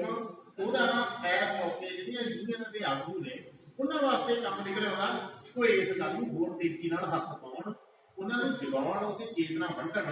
ਇਹਨਾਂ ਕਾਨੂੰਨਾਂ ਨੂੰ ਆਪ ਵੀ ਪੜ੍ਹ ਕੇ ਜਿੰਨਾ ਵੀ ਦੱਸਿਆ ਜਾ ਸਕਦਾ। ਦੇਖੋ ਮਜ਼ਦੂਰਾਂ ਨੇ ਤਾਂ ਪਤਾ ਨਹੀਂ ਕੱਢਿਆ ਕਿ ਨਹੀਂ ਕੱਢਿਆ ਪਰਚਾ, ਕਿਸਾਨ ਯੂਨੀਅਨ ਨੇ ਪਰਚਾ ਕੱਢਿਆ ਮਜ਼ਦੂਰਾਂ ਵਾਸਤੇ, ਉਹ ਬੜਿਆ ਕਿਸਾਨ ਯੂਨੀਅਨ ਨੇ ਪਰਚਾ ਕੱਢਿਆ ਇਹਨਾਂ ਕਾਨੂੰਨਾਂ ਬਾਰੇ ਜਿਹੜੇ ਮਜ਼ਦੂਰਾਂ ਨਾਲ ਸੰਬੰਧਿਤ। ਕਿਉਂਕਿ ਕਿਸਾਨ ਇਸ ਗੱਲ ਨੂੰ ਸਮਝ ਗਏ ਵੀ ਇਕੱਲੇ ਕਿਸਾਨ ਲੜ ਕੇ ਕਿਸੇ ਮਸਲੇ ਦਾ ਹੱਲ ਨਹੀਂ ਕਰ ਸਕਦੇ, ਕਿਉਂਕਿ ਇਹ ਮਸਲਾ ਕਿਹੋ ਜਿਹਾ ਬਣ ਗਿਆ, ਮਸਲਾ ਬਣ ਗਿਆ ਮੋਦੀ ਸਰਕਾਰ ਖਿਲਾਫ ਨਹੀਂ ਰਹਿ ਗਿਆ ਇਕੱਲਾ ਹੀ। ਇੱਕ ਸਰਕਾਰ ਆ, ਉਹਦੇ ਖਿਲਾਫ ਗੁੱਸਾ ਲੋਕ ਕੱਢ ਲੈਂਦੇ ਨੇ, ਵੋਟਾਂ ਪਾ ਕੇ ਹਰਾ ਦਿੰਦੇ। ਇਹ ਸਰਕਾਰ ਦਾ ਮਾਮਲਾ ਨਹੀਂ ਰਹਿ ਗਿਆ। ਸਰਕਾਰ ਦੇ ਮਗਰ ਕਾਰਪੋਰੇਟਰਾਂ, ਉਹਦੇ ਮਗਰ ਸਾਮਰਾਜ ਅਮਰੀਕਨ, ਜਰਮਨ, ਫਰਾਂਸ, ਉਹਦੇ ਮਗਰ ਹੀ ਉਹਦੀਆਂ ਏਜੰਸੀਆਂ ਨੇ ਜਿਹੜੀਆਂ ਹਦਾਇਤਾਂ ਕਰਦੀਆਂ ਨੇ, ਸ਼ਰਤਾਂ ਲਾਉਂਦੀਆਂ ਨੇ, ਨਿਯਮ ਬਣਾਉਂਦੀਆਂ ਨੇ, ਉਹ ਧੱਕਦੀਆਂ ਨੇ ਕੱਢੋ ਹੁਣ ਤੁਸੀਂ ਮੰਡੀਆਂ ਖਤਮ ਕਰ ਦਿਓ, ਹੁਣ ਤੁਸੀਂ FCI ਖਤਮ ਕਰ ਦਿਓ। ਇਹ ਜਿਹੜੀਆਂ ਚੀਜ਼ਾਂ ਨੇ, ਇਹ ਲੜਾਈ ਨੂੰ ਇਸ ਮੌਕੇ ਸਾਮਰਾਜ ਦੇ ਵਿਰੋਧ ਦੀ ਲੜਾਈ ਬਣਾ ਦਿੱਤੀਆਂ ਨੇ। ਕਿਸੇ ਕਿਸਾਨ ਆਗੂ ਨੂੰ ਪਤਾ, ਕਿਸੇ ਕਿਸਾਨ ਮੈਂਬਰ ਨੂੰ ਪਤਾ ਇਸ ਗੱਲ ਦਾ ਕਿ ਨਹੀਂ ਪਤਾ, ਇਹ ਗੱਲ ਬੜਾ ਬੇਸ ਕਰਦੀ, ਬੇਸ ਨਹੀਂ ਕਰਦੀ। ਪਰ ਲੜਾਈ ਦਾ ਜਦੋਂ ਕੋਈ ਦੇਖਣ ਵਾਲਾ ਦੇਖੂਗਾ ਇਹਦੇ ਤੱਥ ਨੂੰ, ਅੰਦਰਲੀ ਗਿਰੀ ਨੂੰ ਲੜਾਈ ਦੇ, ਤਾਂ ਉਹ ਗਿਰੀ ਬਹੁਤ ਸਾਫ਼ ਆ ਕਿ ਅੱਜ ਜਿਹੜੀ ਦੇਸ਼ ਦੇ ਅੰਦਰ ਜਿਹੜੇ ਸਾਰੀ ਦੁਨੀਆ ਨੂੰ ਆਪਣੇ ਨਾਲ ਜੋੜੀ ਬੈਠੀ ਹੈ ਲੜਾਈ, ਉਹ ਇਸ ਮੌਕੇ ਕਿਸਾਨ ਸੰਘਰਸ਼ ਤੇ ਕਿਸਾਨ ਸੰਘਰਸ਼ ਨਾਲ ਜੁੜ ਕੇ ਜਿਵੇਂ ਕਹਿੰਦੇ ਉਹ ਕੋਈ ਟੰਕਾ ਫੜ ਕੇ ਦਰਿਆ ਪਾਰ ਕਰ ਲਓ, ਵੀ ਹੁਣ ਇਹੋ ਜਿਹਾ ਮਾਹੌਲ ਵੀ ਹੈਗਾ। ਕਿਸਾਨਾਂ ਦੀ ਲੜਾਈ ਚੱਲ ਰਹੀ ਆ, ਉਹਦੇ ਨਾਲ ਦੂਜੇ ਹਿੱਸੇ ਜੁੜਨ, ਕਿਸਾਨਾਂ ਨੂੰ ਇਸ ਗੱਲ ਦਾ ਗਿਆਨ ਆ, ਉਹਨਾਂ ਨੇ ਤਾਂ ਹੀ ਮਜ਼ਦੂਰਾਂ ਵਾਸਤੇ ਲੀਡਰ ਕੱਢਿਆ, ਤਾਂ ਹੀ ਉੱਥੇ ਗਏ ਹੋਏ ਮਜ਼ਦੂਰਾਂ ਨੂੰ ਆਪਣਾ ਮਾਈਕ ਫੜਾ ਦਿੰਦੇ ਨੇ, ਸਟੇਜ ਸੰਭਾਲ ਦਿੰਦੇ ਨੇ, ਲਓ ਵੀ ਤੁਸੀਂ ਸਾਂਭੋ ਅੱਜ ਦੀ ਸਟੇਜ ਤੁਹਾਡੀ ਮਜ਼ਦੂਰਾਂ ਵਾਸਤੇ ਹੈ। ਉਹ ਰੋਲ ਸਮਝਦੇ ਨੇ, ਕਿਉਂਕਿ ਜਿਹੜੀ ਸਾਮਰਾਜ ਦੇ ਵਿਰੋਧ ਦੀ ਲੜਾਈ ਆ, ਉਹ ਕਿਸਾਨ ਉਹਦੇ ਚ ਇੱਕ ਹਿੱਸਾ, ਇੱਕ ਤਾਕਤ ਆ, ਕਿਸਾਨ ਦੀ ਤਾਕਤ, ਮੁੱਖ ਤਾਕਤ। ਪਰ ਇਦੋਂ ਵੀ ਮੁੱਖ ਤਾਕਤ ਹੈ ਜਿਹੜੀ ਸਾਮਰਾਜ ਨੂੰ ਉਲਟਾਉਣ ਦੀ, ਆਪਦੇ ਮੁਲਕ ਦੇ ਵਿੱਚ ਆਪਦਾ ਰਾਜ ਲੈ ਕੇ ਆਉਣ ਦੀ, ਆਪਦੇ ਪੁੱਤ ਦਾ ਸਮਾਜ ਬਣਾਉਣ ਦੀ। ਉਹ ਲੜਾਈ ਤਾਂ ਇਸ ਜੋਟੀ ਬਿਨਾ, ਇਸ ਜੋੜੇ ਬਿਨਾ ਨਹੀਂ, ਇਹ ਜੋਟਾ ਬਣਨਾ। ਖਾਸ ਕਰਕੇ ਕਾਰਖਾਨਾ ਮਜ਼ਦੂਰ ਹੈ ਜਿਹੜਾ, ਉਹਦਾ ਇਦੋਂ ਵੀ ਵੱਡਾ ਰੋਲ ਬਣ ਜਾਂਦਾ ਕਿਸਾਨਾਂ ਨਾਲੋਂ ਵੀ ਮੂਹਰੇ, ਕਿਉਂਕਿ ਉਹ ਮੁਕਾਬਲਤਨ ਕਾਰਖਾਨਿਆਂ 'ਚ ਕੰਮ ਕਰਦੇ ਹੋਏ ਸਰੀਰਕ ਤੇ ਦਿਮਾਗੀ ਤੌਰ ਤੇ ਤੇਜ਼ ਹੁੰਦੇ ਨੇ, ਉਹਨਾਂ ਦੀ ਚੇਤਨਾ ਵੱਧ ਹੁੰਦੀ ਆ। ਉਹ ਇਸ ਸਮਾਜ ਦੇ ਬਦਲਨਹਾਰ ਗਿਣਿਆ ਗਿਆ, ਸਮਾਜਿਕ ਵਿਗਿਆਨੀਆਂ ਨੇ ਉਹਨਾਂ ਨੂੰ ਗਿਣਿਆ, ਇਸ ਕਰਕੇ ਉਹਨਾਂ ਦਾ ਰੋਲ ਬਣ ਜਾਂਦਾ ਵੀ ਉਹ ਸਗੋਂ ਆਉਣ ਦਾ ਇਸ ਰੋਲ 'ਚ। ਪਰ ਅੱਜ ਦੀ ਹਾਲਤ ਦੇ ਅੰਦਰ ਜੋ ਮੂਹਰੇ ਚੱਲ ਰਿਹਾ ਘੋਲ ਆ, ਆਪਦੇ ਘੋਲ ਨੂੰ ਉਹਦੇ ਨਾਲ ਜੋੜ ਕੇ ਵਧਾਉਂਦੇ ਜਾਣ, ਮੰਗਾਂ ਕਰਦੇ ਜਾਣ, ਕਿਸਾਨਾਂ ਤੋਂ ਵੀ ਮੰਗ ਕਰਨ। ਮੈਨੂੰ ਪਿਛਲੇ ਦਿਨਾਂ 'ਚ ਪਤਾ ਲੱਗਿਆ ਵੀ ਖੇਤ ਮਜ਼ਦੂਰਾਂ ਦੀਆਂ ਜਥੇਬੰਦੀਆਂ ਨੇ ਕਿਸਾਨ ਜਥੇਬੰਦੀਆਂ ਦੇ ਆਗੂਆਂ ਤੋਂ ਮੰਗ ਕੀਤੀ ਕਿ ਬਈ ਜੇ ਤੁਸੀਂ ਐਂ ਕਹਿੰਦੇ ਹੋ ਕਿਸਾਨ ਮਜ਼ਦੂਰ ਏਕਤਾ ਜਿੰਦਾਬਾਦ ਦੇ ਸਾਰੇ ਲਵਾਈ ਜਾਂਦੇ ਹੋ, ਠੀਕ ਆ ਗੱਲ ਇਹ, ਤੁਸੀਂ ਕਹਿੰਦੇ ਹੋ ਮਜ਼ਦੂਰ ਆਉਣ, ਪਿੰਡਾਂ 'ਚ ਵੀ ਬੰਦੇ ਪੈਂਦੇ ਨੇ, ਜਥੇਬੰਦੀਆਂ ਵੀ ਕਹਿੰਦੀਆਂ ਨੇ, ਖੇਤ ਮਜ਼ਦੂਰਾਂ ਦੀਆਂ ਜਥੇਬੰਦੀਆਂ ਵੀ ਕਹਿੰਦੀਆਂ ਕਿ ਦਿੱਲੀ ਜਾਣਾ ਚਾਹੀਦਾ, ਕਿਸਾਨ ਮੋਰਚੇ 'ਚ ਸ਼ਾਮਲ ਹੋਣਾ ਚਾਹੀਦਾ। ਪਰ ਇਹ ਮਾਹੌਲ ਬਣ ਨਹੀਂ ਰਿਹਾ। ਇਹ ਬਣ ਕਿਉਂ ਨਹੀਂ ਰਿਹਾ? ਜਾਤਾਂ ਦੀ ਵੱਡੀ ਵੱਡੀ ਪਈ ਆ, ਖੱਡਾ ਡੂੰਘਾ ਪਿਆ ਹੋਇਆ। ਉਹ ਖੱਡੇ ਕਰਕੇ ਦੁਨੀਆ ਵੀ ਬਣੀਆਂ ਹੋਈਆਂ ਨੇ, ਇੱਕ ਦੂਜੇ ਦੇ ਖਿਲਾਫ ਪ੍ਰਚਾਰ ਵੀ ਬਣਿਆ। ਉੱਤੋਂ ਗਰੀਬੀ ਜ਼ਿਆਦੇ ਆ, ਕਿਸਾਨੀ ਵਾਲੇ ਪਾਸੇ ਵੀ ਮਜ਼ਦੂਰ ਵਾਲੇ ਪਾਸੇ ਵੀ। ਕਿਸਾਨ ਚਾਹੁੰਦਾ ਜੇ ਦਿਹਾੜੀ 200 ਹੋਵੇ ਮੇਰਾ ਤਾਂ ਡੰਗ ਸਰਦਾ, ਮਜ਼ਦੂਰ ਕਹਿੰਦਾ ਜੇ ਮੇਰੀ 700 ਹੋਵੇ ਮੇਰਾ ਤਾਂ ਸਰਦਾ। ਹੁਣ ਇਹ 200 ਤੇ 700 ਵਾਲਾ ਟਕਰਾਅ ਬਣਿਆ ਹੋਇਆ। ਇਸ ਟਕਰਾਅ ਨੂੰ ਭਾਈਚਾਰਾ ਬਹਿ ਕੇ ਹੱਲ ਕਰਨੇ ਤਾਂ ਚੰਗੀ ਗੱਲ ਆ, ਜੇ ਹੱਲ ਨਹੀਂ ਫਿਰ ਟਕਰਾਅ ਹੀ ਹੋਊਗਾ। ਉਹ ਟਕਰਾਅ ਇਹਨੂੰ ਝੜਿੱਕਾ ਬਣਿਆ ਹੋਇਆ। ਹੁਣ ਉਸ ਗੱਲ ਲਈ ਖੇਤ ਮਜ਼ਦੂਰਾਂ ਦੀਆਂ ਜਥੇਬੰਦੀਆਂ ਨੇ, ਕਿਸਾਨ ਜਥੇਬੰਦੀਆਂ ਦੇ ਆਗੂਆਂ ਤੋਂ ਮੰਗ ਕੀਤੀ ਕਿ ਤੁਸੀਂ ਸਾਡੀਆਂ ਮੰਗਾਂ ਨਹੀਂ ਸੁਣ ਸਕਦੇ ਵਿੱਚ ਕਦੀ। ਅਸੀਂ ਸਾਰੀਆਂ ਤਾਂ ਨਹੀਂ ਕਹਿੰਦੇ, ਅਸੀਂ ਨਹੀਂ ਕਹਿੰਦੇ ਵੀ ਤੁਸੀਂ ਸਾਨੂੰ ਜ਼ਮੀਨ ਦਿਵਾਓ, ਪਰ ਤੁਸੀਂ ਸਾਨੂੰ ਜਿਹੜਾ ਡੀਪੂ ਚੱਲਦਾ ਤਾਂ ਰੱਖ ਲਓ, ਕੋਈ ਇਹਦੀ ਮੰਗ ਤਾਂ ਸਾਂਝੀ ਕਰ ਲਓ। ਪਤਾ ਹੀ ਆ ਵੀ ਤਾਂ ਵੈਸੇ ਕੁੜੀ ਹੋਈ ਗੱਲ, ਜੇ MSP ਦੀ ਗਰੰਟੀ ਹੋ ਗਈ, ਜੇ ਸਰਕਾਰੀ ਖਰੀਦ ਦੀ ਗਰੰਟੀ ਹੋ ਗਈ, ਡੀਪੂ ਤਾਂ ਹੀ ਚੱਲੂ। ਮਜ਼ਦੂਰਾਂ ਨੂੰ ਵੀ ਇਹ ਗੱਲ ਸਮਝ ਕੇ ਚੱਲਣਾ ਚਾਹੀਦਾ ਕਿ ਜੇ ਸਰਕਾਰੀ ਖਰੀਦ ਦੀ ਗਰੰਟੀ ਦਾ ਘੋਲ ਚੱਲਦਾ ਤੇ ਸਫਲ ਹੋ ਜਾਊਗਾ ਤਾਂ ਡੀਪੂ ਵੀ ਚੱਲ ਪੈਣਗੇ। ਤੇ ਉਹਨਾਂ ਨੂੰ ਇਹ ਮੰਗ ਜੋੜ 'ਚ ਕੋਈ ਦਿੱਕਤ ਨਹੀਂ ਆਉਣੀ ਚਾਹੀਦੀ। ਹੋ ਸਕਦਾ ਇਸ ਤਰ੍ਹਾਂ ਦਾ ਮਾਹੌਲ ਬਣ ਸਕਦਾ ਜਦੋਂ ਕਾਰਖਾਨੇ ਦੇ ਮਜ਼ਦੂਰਾਂ ਦੀਆਂ ਵੀ ਇਹ ਚੀਜ਼ਾਂ, ਜਿੱਥੇ ਖੇਤੀ ਕਾਨੂੰਨ ਰੱਦ ਕਰਾਉਂਦੇ ਨੇ ਉੱਥੇ ਵੀ ਰੱਦ ਕਰਾਏ ਜਾਣ। ਅੱਜ ਇਹ ਕਿਸਾਨਾਂ ਦੀ ਇੱਕ ਜਥੇਬੰਦੀ ਨੇ, ਅਗਰਾਹਾਂ ਜਥੇਬੰਦੀ ਨੇ ਲੀਫਲੈਟ ਕੱਢ ਕੇ ਕਿਹਾ ਵੀ ਇਹ ਕਾਨੂੰਨ ਰੱਦ ਹੋਣੇ ਚਾਹੀਦੇ ਨੇ। ਕਿਸਾਨਾਂ ਦੀਆਂ ਸਾਰੀਆਂ ਜਥੇਬੰਦੀਆਂ ਕਹਿਣ ਲੱਗ ਜਾਣ, ਦਬਾਅ ਬਣ ਜੂ, ਕਾਰਖਾਨੇ ਦੇ ਮਜ਼ਦੂਰਾਂ 'ਚ ਹੌਸਲਾ ਬਣ ਜੂ, ਮਾਹੌਲ ਬਣ ਜੂ ਲੜਾਈ ਦਾ, ਚੋਟੀ ਦਾ ਮਾਹੌਲ ਬਣ ਜੂ, ਸਾਮਰਾਜ ਤੇ ਸੱਟ ਚਲਾਣੀ ਪੈ ਜੂਗੀ। ਕੋਈ ਨਾ ਕੋਈ ਆਪਦੀ ਹੋਣੀ ਆਪਦੇ ਹੱਥ ਲੈਣ ਵੱਲ ਨੂੰ ਵਧਿਆ ਜਾ ਸਕਦਾ। ਇਹ ਜੋਟੀ ਪੈਣੀ ਬਹੁਤ ਜ਼ਰੂਰੀ ਆ, ਇਹਦੇ ਬਿਨਾਂ ਸਰਦਾ। ਇਹ ਆਪਣੀ ਗੱਲ ਇਹ ਸੀ। ਤੁਹਾਡਾ ਬਹੁਤ ਬਹੁਤ ਧੰਨਵਾਦ। ਤੁਸੀਂ ਕੋਈ ਵਿੱਚ ਸਵਾਲ ਜਵਾਬ ਆਊਗਾ ਫਿਰ।